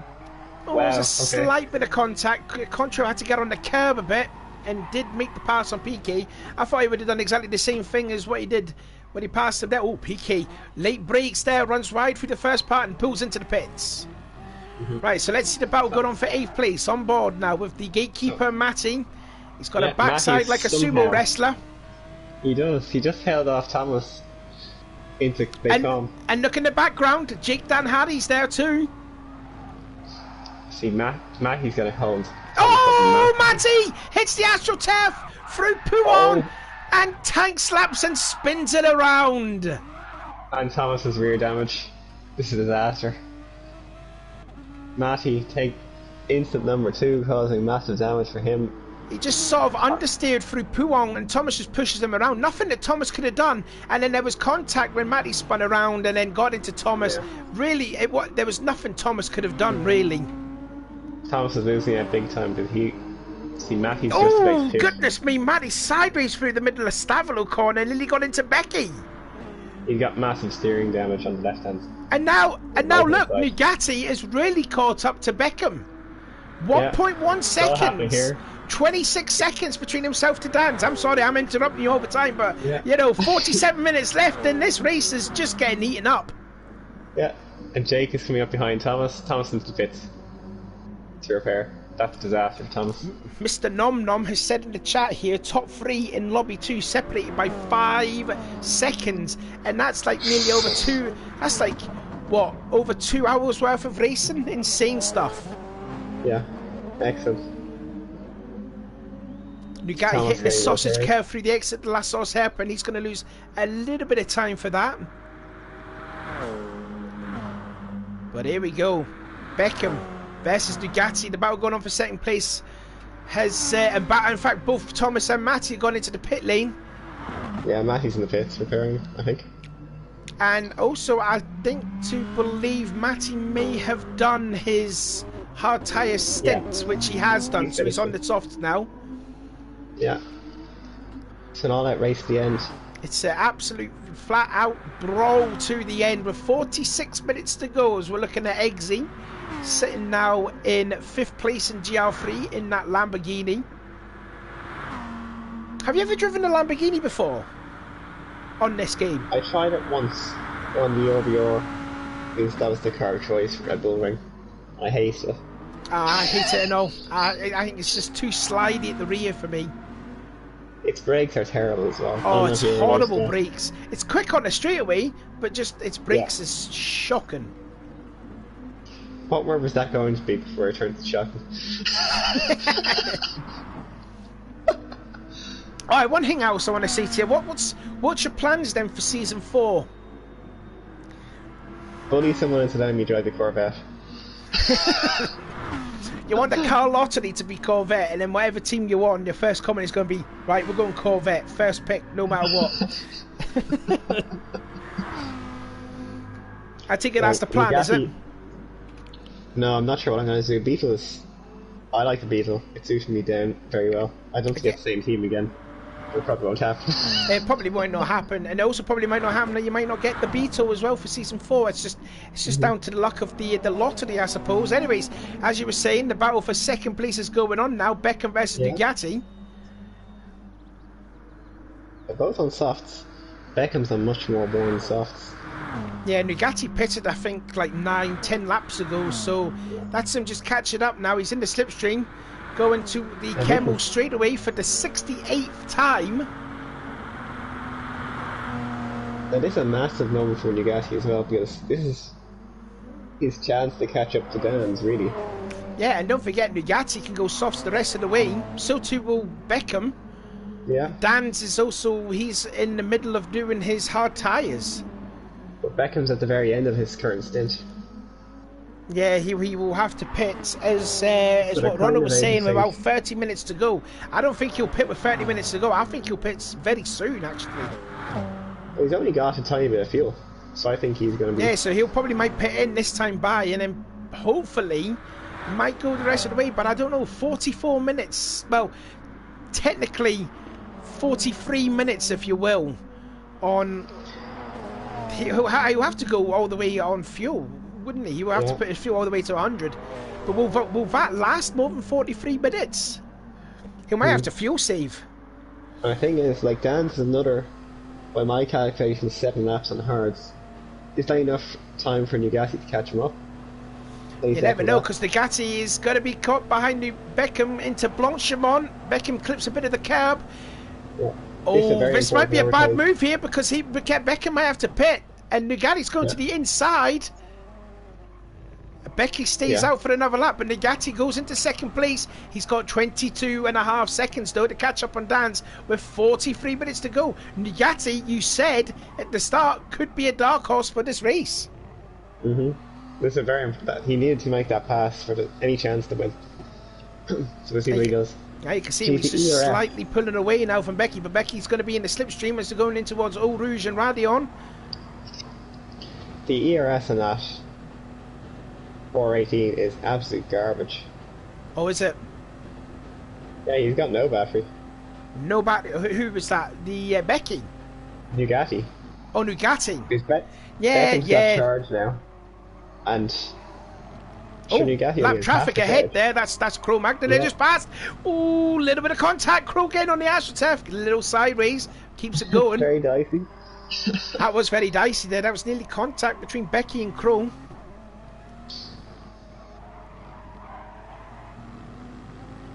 And he is sort of pulling away, but look at that gap. It's going down to 21 seconds.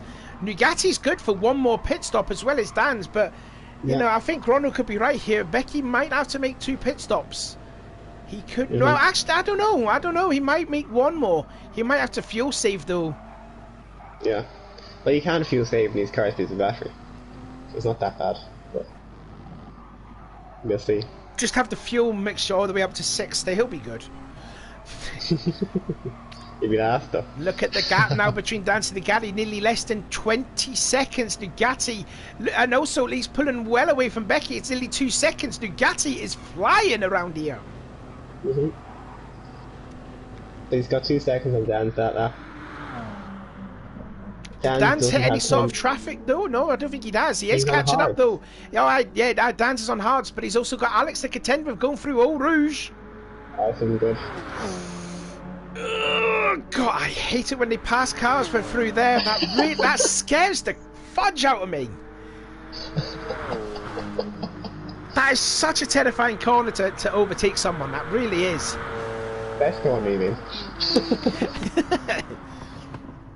Right then, let's see what the gap is then between first to last place. 22 minutes. So by my recommendations, it's 11 laps. Oh wow. Matty's race has just really fallen off. You know the incident that he had with Blanchimont? He's had 2 incidents. Yeah, he's had 2 incidents. The one at Blanchimont and the one at Pouhon. It's really hurt him, this race. Yeah, what's fascinating is how Alex has managed to survive that. And I mean, he did pick up some kind of damage, but I don't think it was as heavy as what Matty had. No, they both the same level of damage. Like Alex had heavy damage in the front or the back. It was just, I think Matty covered the wall and got steering damage. That's why I think there was a second bout of damage he got, which he had to repair. But like they both had steering damage going to the pits. And Alex, I guess, just managed it better.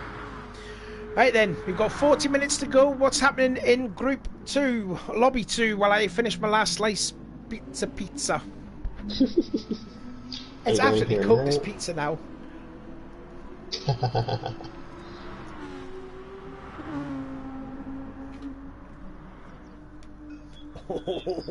Well, Lateral's coming into the pits on this stream.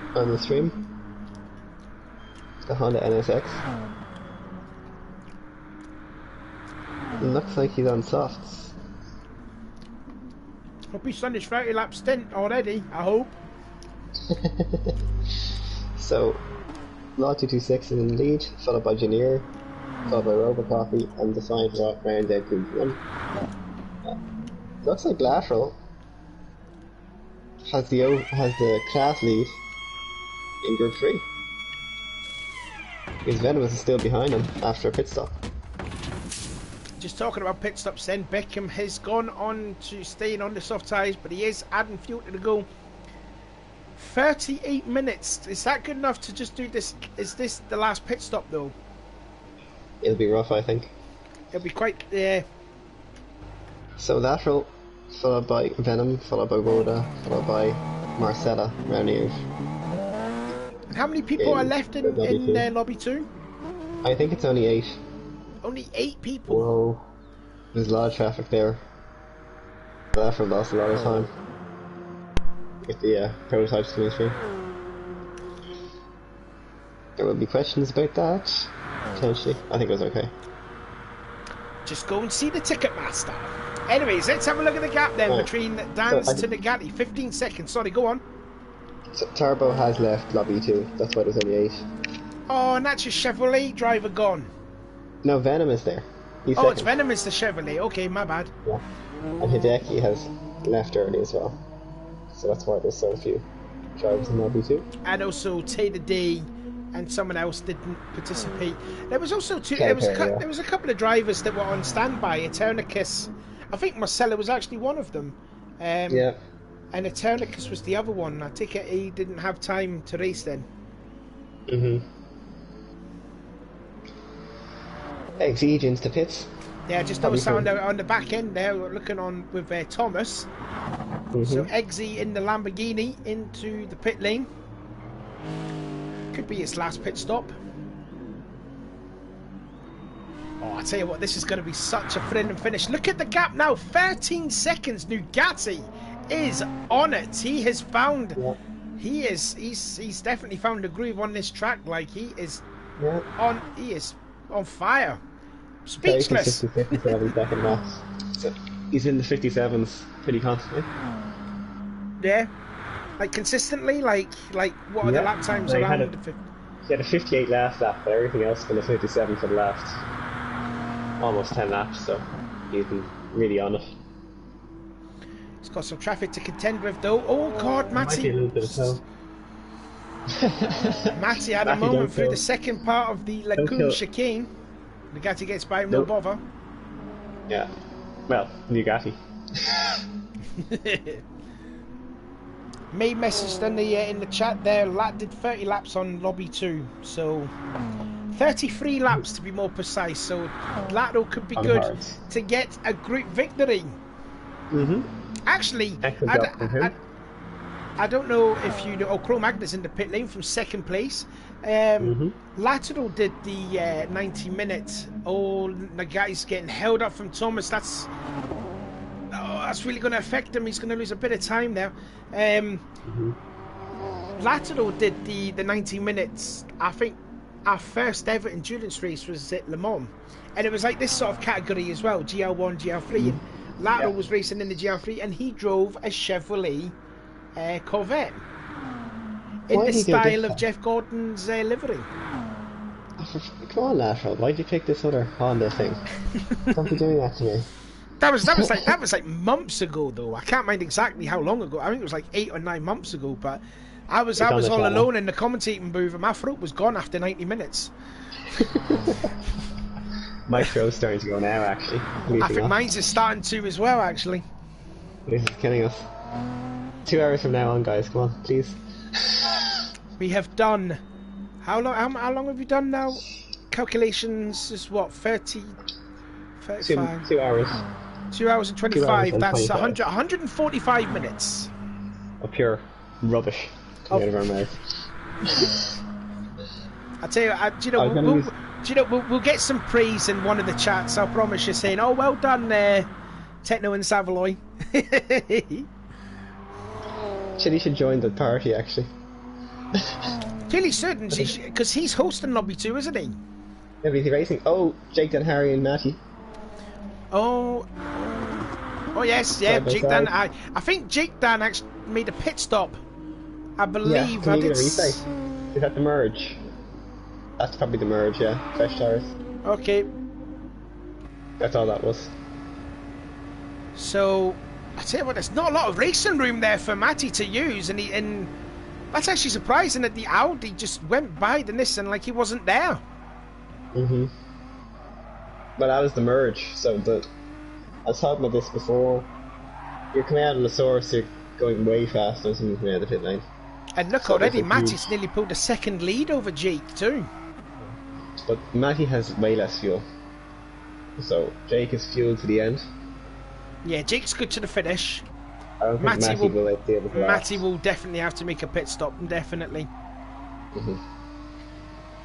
So you really needed to be ahead. Oh, look at the gap now. Look at this gap. I think Dan should be pitting sometime soon. Let's have a look at this fuel gauge. He's roughly about laps, I think. 30% in. I don't know how many exact laps that he's done on those hard tyres, but the gap is nearly down to 10 seconds. I have lap 45 in my head. So 45, so that's nearly 30 That's laps. 30. So he'll have to do maybe 2 more laps just to Two be more. sure. Mm-hmm. He comes up behind Crow now. And passes Nice him, just big going gap. into Leku. Lucky fella, right there. And he's Ooh, got squirrely. he's a bit of sideways through there, but he's got lots of clean air. The next guy ahead is just entering Stavolo, so Dan's has got a lot of clean air now. But that really was perfect for him because he got the slipstream. He got I tell you passed. what, I'm looking at the top there on the screen, and there is a battle. Oh, okay, it was just with the GR3 cars. My apologies. It was just Beckham passing Thomas and whoever was in 9th place. Alex is in. Likely for his final stop. This will be his final stop. Yeah.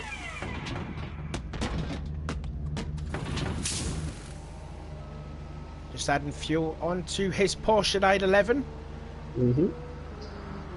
An emphatic victory for him. A very emphatic victory. I mean, Unless I something can, goes I wrong. can, I can recall we did the Bathurst race, the 90-minute one in the night, with the GR3 cars and the Porsche Super Cup cars, the 2016 model. And Alex Rogers was racing in the Porsche Super Cup. He won that class by nearly a lap over the guy in second place. And you know how long Bathurst is? It's quite long. Just like this one, actually. It is pretty much like this. Yeah, it is. Nugatti, that was a fantastic class around the outside of Benchmark. I know it was lap traffic, but that was just perfectly judged. Well, we'll have a look at this then. Here we go. It's going by Cro-Magnon. Exactly. It's like, how did he manage to find that? And I tell you what, he's going on that blue lines. There's a fine line, but if you go over way too much on the blue lines, you will pick up a penalty. Exactly, so he's judging it very well. He is judging it very well. And again, look at the gap now. Less than 10 seconds. That's race-winning stuff, potentially, so, you know. But I'm just... do you know what's just coming to my mind? What? I'm wondering if Nugatti has to make another pit stop. Oh, he does? He'll have to. Dan's could be good for the rest of the way after his last pit stop. Yeah, he could end up with a 5-second lead coming out of the pits. Dan's. Yeah. This lap, I think. How long? If Nugatti is about to pit as well. Nugatti will have to pit though, yeah. Let's have a look at his tyres. Yeah, his tank though. His tanks, yeah, he's on red, so he'll have to pit very soon. And Dan's will have to take less fuel. I have to say, Nugatti will have to drive the wheels off that Audi if he, he has to. He's basically been pushing this whole stint, and he's been rewarded with it. Like, I mean, look at the gap, 7.4 seconds. He is driving his heart out at this moment with about 30 minutes to go. Beckham's closing in, but he's made too many errors. Yeah, look at that, 31 seconds. Oh, but don't forget, he's pitted, isn't he? Yeah, but Becky did pit a couple of laps ago. 39 seconds off the lead. Ronald's saying in the chat, Dan's needs another 10 minutes on hards. Ooh, I tell you what, there could be a battle for the lead. Oh no, we're cutting. No, 10 minutes on hards apparently. I don't know. I can't. I'm not saying anything. Maybe I'm wrong. He could be wrong. Ronald's usually right. Nugatti's in. This will be his last pit stop. He'll come out ahead of Beckham for sure. At least he will. Probably about at least 10, maybe 11 seconds. So I think Nugatti will have the overall lead, assuming he's in the pits right with his hard tyres. Yeah, but this could be. I feel like he may have misjudged it by a lap or two. So I hope he hasn't. We don't know. Like, I mean, he'll be good to go the rest of the way. His fuel tank will be all the way up to 100. I can guarantee you that.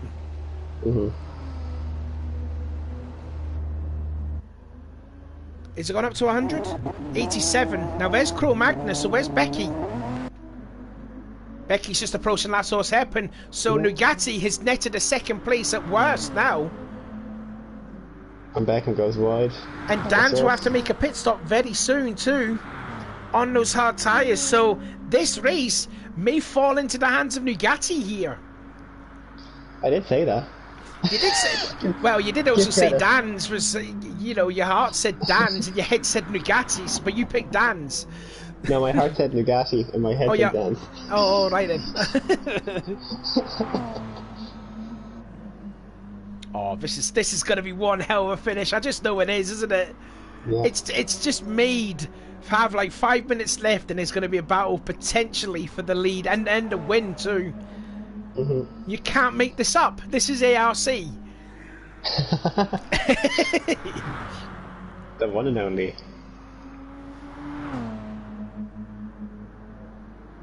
Who needs to watch that GT Sport with the Hingy racing at Laguna Seca? Come and watch this race, because this race is not over just yet. I think Tier 3 is sold up though. Tier 3, yeah, 43 seconds, yeah, it will be, because Alex doesn't need to. Alex made his last pit stop, so he's good to go the rest of the way. I tell you what, Cro-Magnon's done very well to come into second place. He had that problems early on, but he's drove really well. It just proves that like Thomas and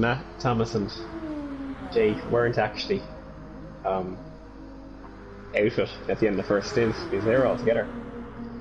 What caused that was their collision. I did say they should have pitted, and they didn't. Well, you see, Definitely cost them. Sometimes they never listen to us. It's almost like they can't hear what we're saying.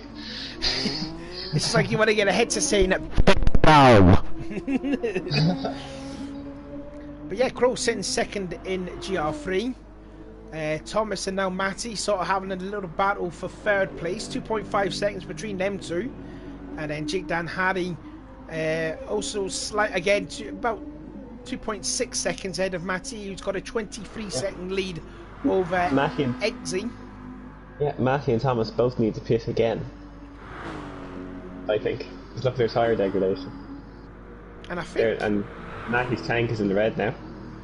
Oh, okay, so he will have to pit maybe this time or next time by.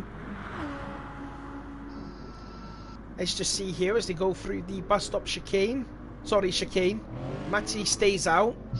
Thomas really sideways through turn 20. As Jake has done his last stop. Jake did his last stop a couple of laps ago.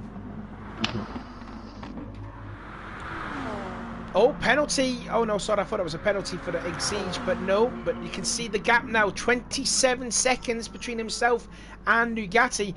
Nugatti really needs to find at least another 7 seconds out of that Audi there to really be close to be battling with Dans for the lead here. Dans has got to be on his last few laps on those hard tyres. The other thing is Nugatti will have momentum coming out. Yeah, it's 152. That's probably the pit lane exit. Yeah, that was probably the pit lane lap. But yeah, gap's down to 26 seconds. So it's not enough. 157.8. He took 3 seconds out of Dan's there. Oh, I'll tell you what, that's going to be so tough.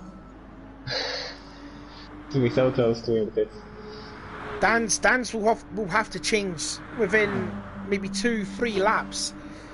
And Beckham, if he can keep going without pitting, it's only 5 seconds off Nugatti. But the gap has sort of stabilised between Nugatti and Becky. It's been about 5 seconds since Nugatti came out. If Nugatti and Dan fight, then that brings Beckham back into it, potentially. I think Contrails were too far back. Yeah, Dan's just saying, Rono in the chat saying 2 more laps for Dan, so effectively Nugatti has got to find at least 6 seconds in those 2 laps for him to be taking the lead of this race. But he found 3 seconds last lap, so that makes sense. He's got to do it again though. He's got to do very low 57s if he wants to do that, barring any lap traffic ahead of him. He has got one of them approaching who's just exit the Fania chicane. Depends where he catches them. If he catches them, it starts straight back. Well, I'll tell you what though, Dan's is going to come up in some heavy traffic there. That's the battle with Jake, Matty and Thomas. Matty's going to the pit stop. Oh, Matty's in the pit lane, so... Oh, and Dan's is in. Dan's is... This time he's actually into the pit lane. So he will go on to the soft tyres now. Now, but the question is, will Nugatti come out ahead of Dan's? I think my answer might be no. He might be about maybe 4-5 seconds at least ahead of Nugatti. This is a hugely important pit stop here for Dan's if he wants to win this race. Good job from the Dan's team there. Yeah, good job as well there for the Dans, but here comes Nugatti. He's actually coming across the start-finish line. Oh, Dans is just coming out of the pit lane. Oh, here we go. Where is Nugatti? There's Nugatti. Dan stays in the lead. This is going to be a race. 2.4 seconds. I think Dan's got this, by the way. I think he will have. Contrails in the pit lane. But don't count anything out. Dan's may pick up a penalty for something, and it could allow Nugatti, who's just passed Eggsy in the background. 2.1 second, but Nugatti's got to fight some traffic. He's got Matty just ahead. That's going to hold him up a little bit. Oh, no. Oh, Matty! Again, it's not Matty's fault. Nugatti's got to do it the hard way. Dan's the penalty. 1 second penalty. Dan's picked up a penalty. He's got a banner at the Paul Fred of Chicane too. So now, like I said, Dan's can pick up a penalty. I have just called it right there. So now, commentators cast, yes indeedy. So Dan's has got to serve that penalty at the Paul Fred straight away. So this will inherit Nugatti to close right up on the back of Dan's. He's going to get 0.1 seconds, 0.2 seconds on his final time. Gap's moved up though to 3.1 seconds. They both got clean air, both Nugatti and Dan's. This is gonna kill him here when he serves. This is gonna kill him quite a bit. He's serving the penalty right now. Let's see how much he loses. Let's go on board with Nugatti, and there you can see that white speck is Dan's. It's closing up a lot now. Here we go. Game on. Game on indeed. 21 minutes to go. Less than a second now between Dan's and Nugatti. Dan's on the fresher softs. Nugatti on the slightly worn softs. Here we go. It's like nowhere. This is a duel. This is an out-and-out scrap now with 21 minutes to go. And don't forget, Beckham is also there too. Just a little hint there. 5.3 seconds back. But Beckham is way more worn wearing his tires. What could have been for Beckham if he didn't stay out 2 laps longer on Dan's on that first stint? It could have been Beckham out in front. Oh, but within a second, here comes the toe. Here goes the toe though. Here he comes, and look, there's 2 cars ahead that Dan's has to contend with.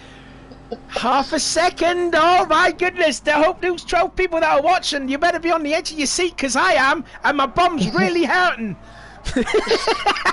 My lower back is so sore. Move out the way! Move out the way, Jake!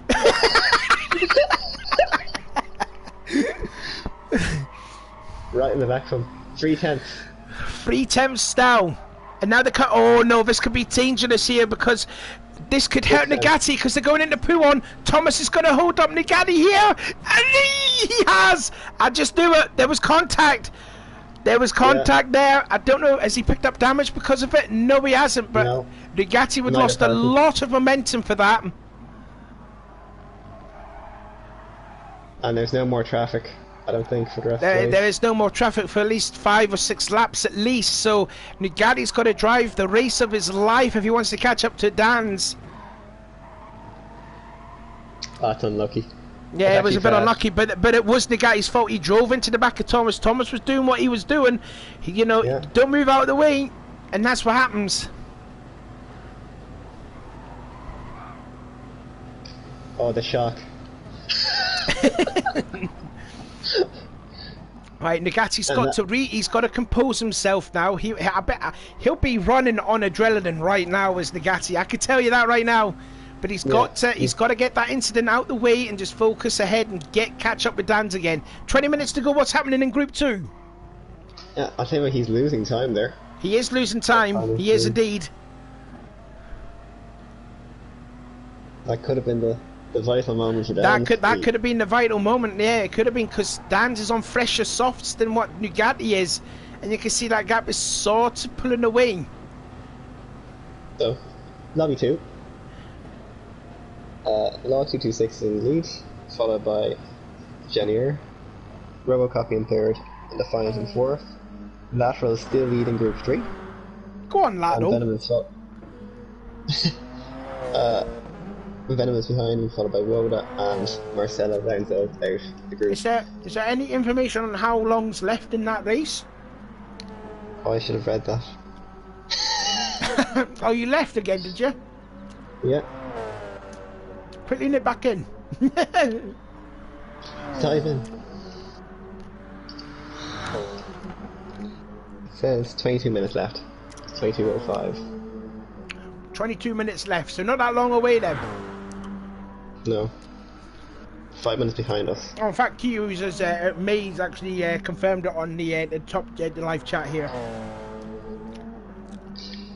She's really useful. Oh, she is. I tell you what, Nugatti, he is slowly catching up on Dan's again. It's nearly less than 2 seconds. This is bloodlust here. I'm sorry, Genserino, I'm hungry. This pizza's gone extremely cold. I need to eat it, like, you know. But in fact, do you know...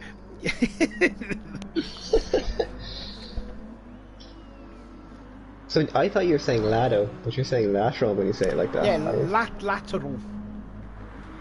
Because I thought, oh, get a replay there, Lado. That's what I thought you were saying.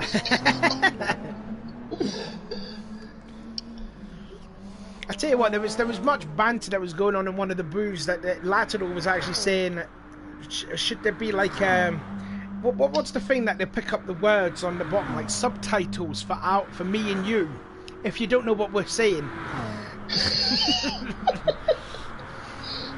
I think we've done a pretty good job. I hope they've understood us. I hope. I don't think they have.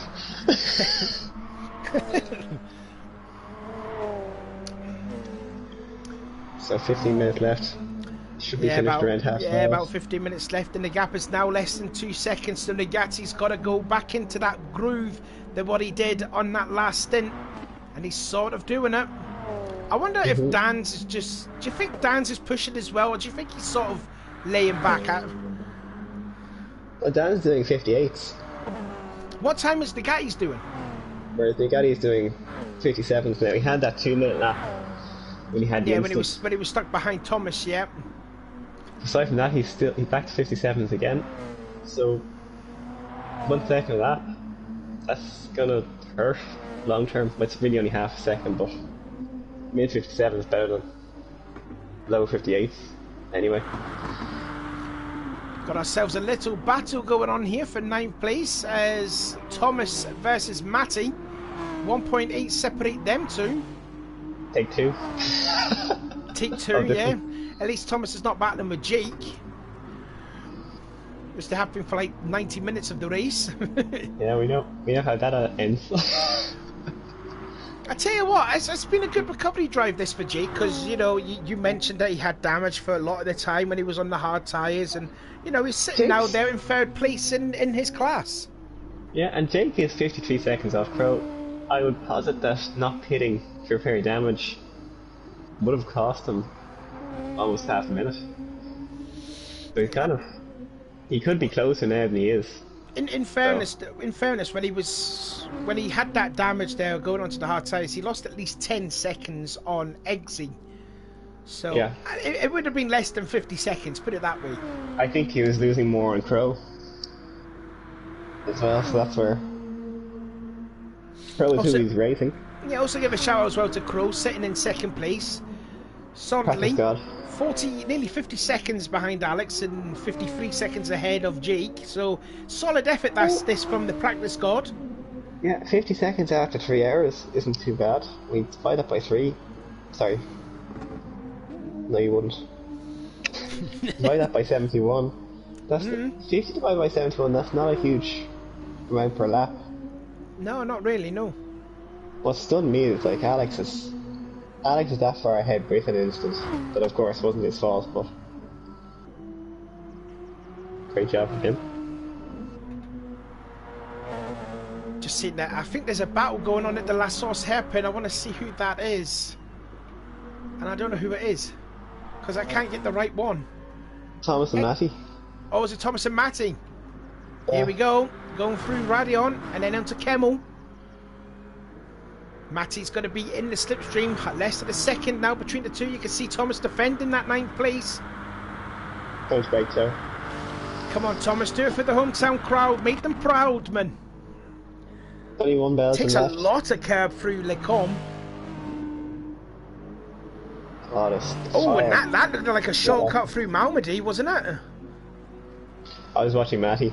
Oh, were you watching Matty? He's closing up in a hurry now, isn't he? Let's go on board then with Matty. It's not letting me go on board, it's very annoying. I can't change camera. I tell you what, if you had a keyboard and pushed the key button, oh yes, you got the best seat in the house on my screen. And on the stream's screen too. I'm in a pad, you see. I told you should buy a blooming keyboard. I forgot to do it. You forgot to do it. So then, Matty's race, what do you think how his race went? It went okay, then it went bad, then it went worse. Yeah, he should have been a lot higher than what he was. Those 2 incidents that he had. He had a podium on the cards. It's really hurts him, isn't it? He had a podium on the cards. Ruined Thomas's race as well, so I think it's going to be a hefty penalty. In fact, if Exige stays within 10 seconds, it's entirely possible that he does come 10th overall. Matty might end up last in class. The gap is stabilising between himself to Eggsy. Yeah, but he had 2 instants, and we'd be kind of able to say it's 5-second penalty each. In that case, then it'd be 10 seconds. Oh, Matty with a... Looks like it was a late break in into last source. And as well, Thomas would have had that incident with Jake and Harry, so we'll see. Yeah. Stewards' room should be interesting. Yeah, the stewards are going to have a long night. As I've just noticed here at the clock here, we have passed 20 past midnight. So for the 9 people that's watching, thank you so much for staying with us. I think it's been a thoroughly entertaining race, I hope so, but from my end of the view, this has been absolutely great fun as we're nearly approaching 10 minutes to go. 170 minutes we've done this, and it's too close to call what is... Oh, look at this, the battle! 1.2 seconds now, so Nugatti's found his range again. Ooh, here we go. And there's some lap traffic for Dan's there too. It's the leader of the GR3s. Oh, look at the gap, less than a second. Here comes Nugatti. Oh no, held up. He's getting held up behind Alex though. That's going to hurt Dan's a lot more than Alex. And again, I tell you what, Nugatti catches the lap traffic at the worst moment when he's catching up to Dan's, isn't he? He does, doesn't he? He has one out of that though. He's got... Let's see his fuel gauge. Is he good to go the rest of the way? I think he might be good. He might be good though. He's about... They're both the same on fuel. Oh, they're both the same on fuel. So I would say roughly that's about, what, 40% left on fuel, I want to say. Something like that. Now then, Dan's has got 2 start ahead. Eggsy ahead in the Lamborghini. They should go by him, no problem, because they're going in towards Paul Frere and into Blanchimont. They're going to come up on Matty and Thomas having a Thomas battle as well, so, you know... If you look to Matty now, looks like a move here. Oh, Thomas, that wheel in the grass, hold it.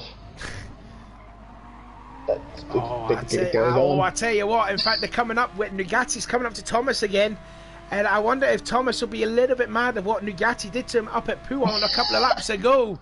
So, this race just never seems to fail me.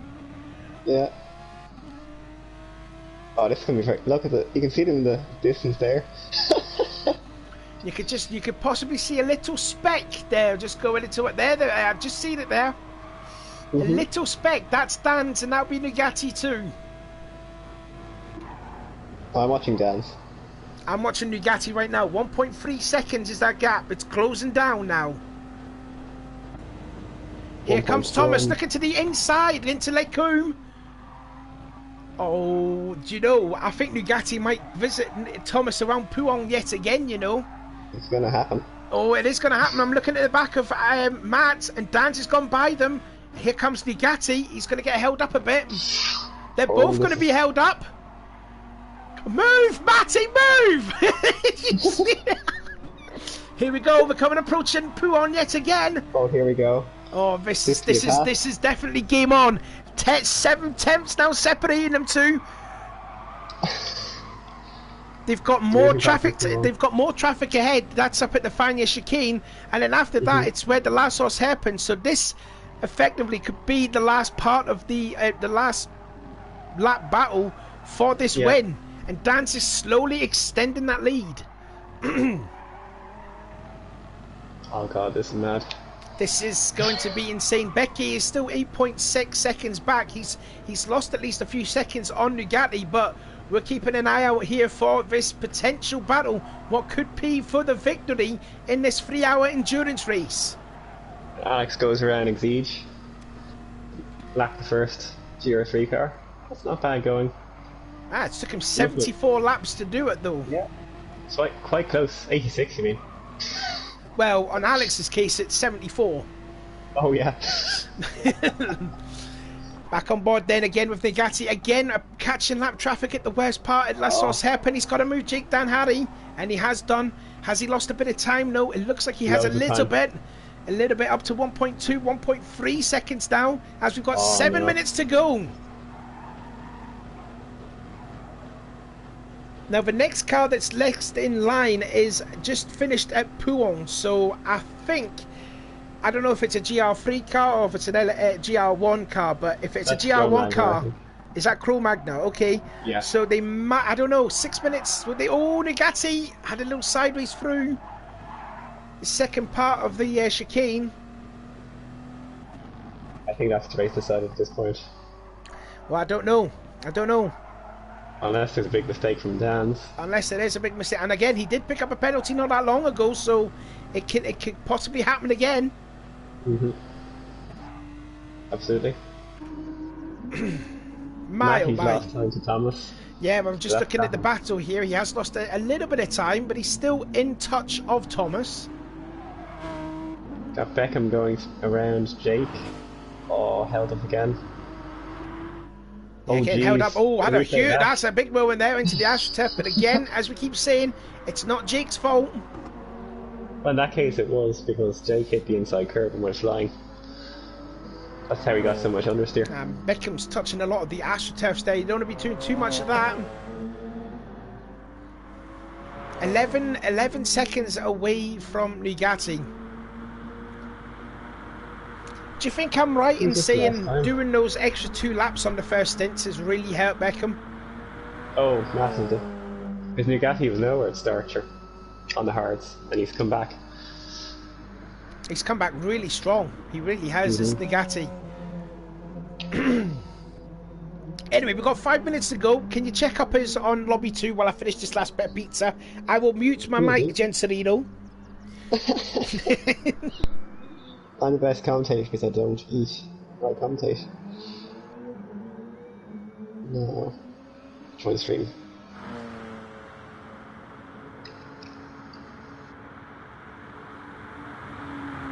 So Rashel... Oh, it's coming to the last order, that's fine. So Lot 226 is leading. Second is Janier. Third is Robocopy. And fourth is Defiant in Group 1. And then for Group 3, Nashville is leading. He's coming to that. He's lapped 2 cars now. Great job from him. And he's followed by Venom, Snake, Rhoda in 7th, and Marcella in 8th. Do you know what's going to happen with that though? In the endurance set, I will bet you he will. I don't know. He'll probably might gloat. I don't know why, but I think he will. He'll say he should have been in Lobby 1. It's a good thing he was there because that's a lot of attrition in that lobby, unfortunately. Yeah. Yeah, I mean, again, like I said, such a shame that I didn't see my co-commentator racing this, but you know, at least he's doing a good job in Lobby 2. Yeah. I'm guessing about roughly 8 minutes to go. I'd imagine. I think so. Did you notice the gap between the top 5? Because I seen Nom Nom was saying about top 3 separated by less than 5 seconds. You can't tell if it's there on the timing table.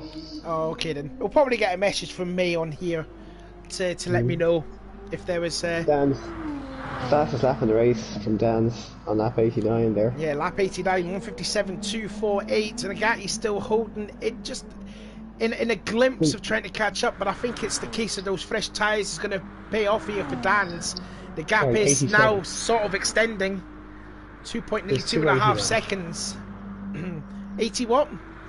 There's 2 89s. Oh, there you go, it's fixed itself. It said 86, 89, 88, 89. It's like picking numbers from the bingo. Nugatti did a great job, but looks like it's not him. I think it might be too little too late there for Nugatti to catch up to Dan's. It wasn't. Few instances of traffic really cost him. Yeah, it was just an unfortunate circumstances there for Nagati catching the slower cars at the worst time, like at Pouon where he hit Thomas off, and again at Jidan Hari, and again they had to get here as well, but he gets by Cro-Magnon. This will effectively be the last part of the race now. They've got cleared air up until the next guy that's in the chicane. But I think that's the race right there. Yeah. That's Exige again, the chicane, so. He's really fallen off the back of Matty, actually.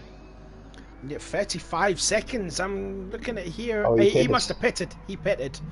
Yeah, he pitted. Oh, I feel. So he misjudged it. That's a bit unlucky. But I mean, Exige has done well. He was leading GR3 for a little bit, so you know he should keep his head held high after that. Exactly. I tell you what, if he didn't lose all that time hitting the wall, he'd definitely be with Matty and Thomas at the moment. I mean, it's the first time I've ever seen Eggsy compete in the ARC, but you know he's done a pretty solid job, even though he's sitting last in the category. But you know, there's no shame in this. It's a 3-hour race, so you know he could leave this race with his head held high. Yeah, if Matty gets massive penalties for his instance, then going to be asking carefully. God, you're asking for about 40 seconds worth of penalties, man. Yeah, I know. Anyways, this will effectively be the last lap of the race as Dan's the TRA Season 1 champion.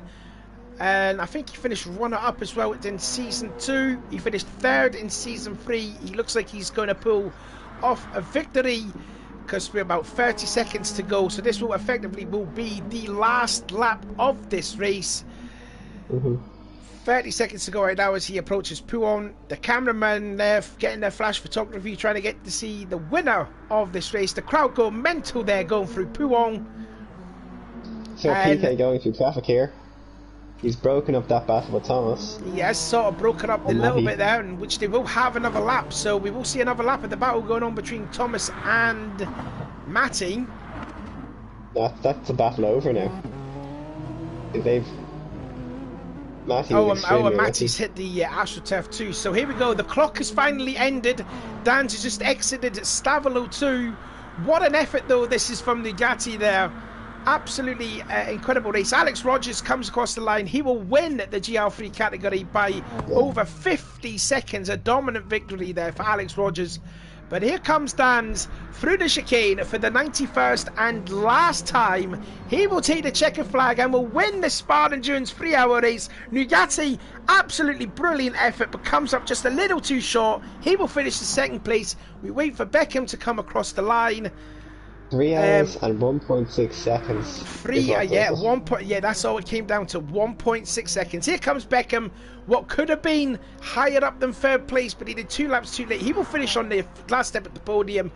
Cro-Magnon, still a podium finish, but what could have been a lot higher though, if he pitted a little bit later, 1 lap later than Dan's. Cro-Magnon comes across the line, 2nd in the category.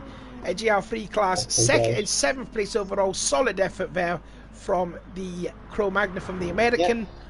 Crow kept out of trouble. Contrail, solid effort, 4th place. He'll be very happy with that, and he will also reign supremacy over the brotherly battle between himself and Stiggy. I'm just seeing where the others are. Let's see if they're. What's the gap? Yeah. Oh, PK. Yeah. Hold on. He'll be next through, I think. He will be coming through the chicane for the last time. PK, he had a solid stint going on, like say the first between 45 minutes and that, but you know, sort of fell off, but still no shame to finish in 5th position. Solid effort from him. Does his Arabic drifting style across the start finish line as always. Jidan Hari will finish on the bottom step of the GR3 class and will take 8th place. And now we've got 2 cars to wait. Thomas is ghosted, but he'd still. Can you get a replay? Did he burn a penalty at the end? He might have burned a penalty, I'm not too sure, but let's have a look. This could affect the results. we missed it. And Thomas and Matty finished there, but wow, what a race that was. Yeah. Absolutely brilliant. And congratulations there as well to ARC Dans, who picks up a victory. In fact, do you know what? Well done to everyone who took part in this race, because that was absolutely great fun. Get in there, Lewis. Get in there, Lewis. So then, Techno Guy, what do you think of that 3-hour race then? Tiring. It was, wasn't it? My voice is nearly gone, by the way. That's why I didn't speak that much. Do you know, I'm so chuffed that my router did not cut out during this race. I'm so happy it didn't. Thank fudge for that. I tell you what, I want to save the replay. I'll high five my screen. I hope you pick it up. Oh, that was great fun. Cro Magnus saying his knees hurts. I can imagine everyone else who's using the steering wheels will be hurting from this. I think Dan's gonna get major hand cramp. Maybe. It's really just the drivers who's using the steering wheels, I'd imagine. But yeah, absolutely thrilling race there. 1.6 seconds, what separated the win between Nugatti and Dan's. And yeah, what else is there to say? Nothing much. It's all been said, I think. Yeah, I've been fed. I've had my pizza. My juice is out, and we're not doing it again, Thomas. We're not doing another 3-hour race. You can pop off of that. Yeah. We've been Eddie Irvine and David Coulthard. Aye. Yeah. Yeah. Eddie Jordan. Save replay. Dan's. I can't save the replay. No space. Right then, so I think we'll pretty much call it the end of the Bugatti. Bugatti? Why am I saying Bugatti? I mean, I meant to say the broadcast. My apologies. Anyways, I've been my Savaloy. Also, a big massive thanks to Techno Guy for commentating with me. I would have been absolutely struggling if I did it myself. Also, check what's happening in Lobby 2, because it could be finished soon. Stream. There should be about maybe like a minute left or so. Lateral's coming up to the line. So Law takes the win, followed by Janier. Oh God! Get Alex's voice off. Get Alex's voice off there. Why is that coming through my phone? I got a new volume. Oh, listen to that laugh. Listen to it. It's like. That's your voice. How's that coming through the... I thought that was Alex's voice. Oh, fudge. Lateral must have the stream. What? On the stream. It's streamception there, so Lateral's streaming. And you must have the audio of the mainstream. Right. And I can't mute this. Okay. Right, I'll be quiet then.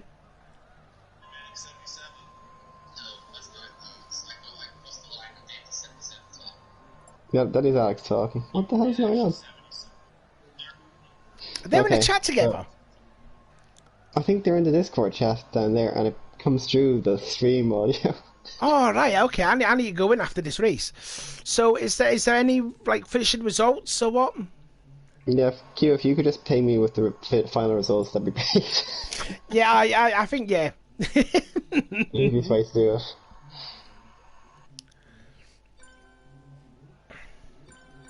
Oh, the host has ended the game, so I'll have to probably end the stream. So yeah, I've been my Savaloy.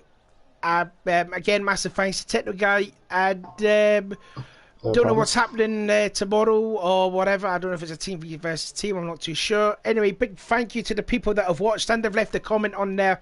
Massive thank you to that, and we will see you soon. So until then, it's goodbye.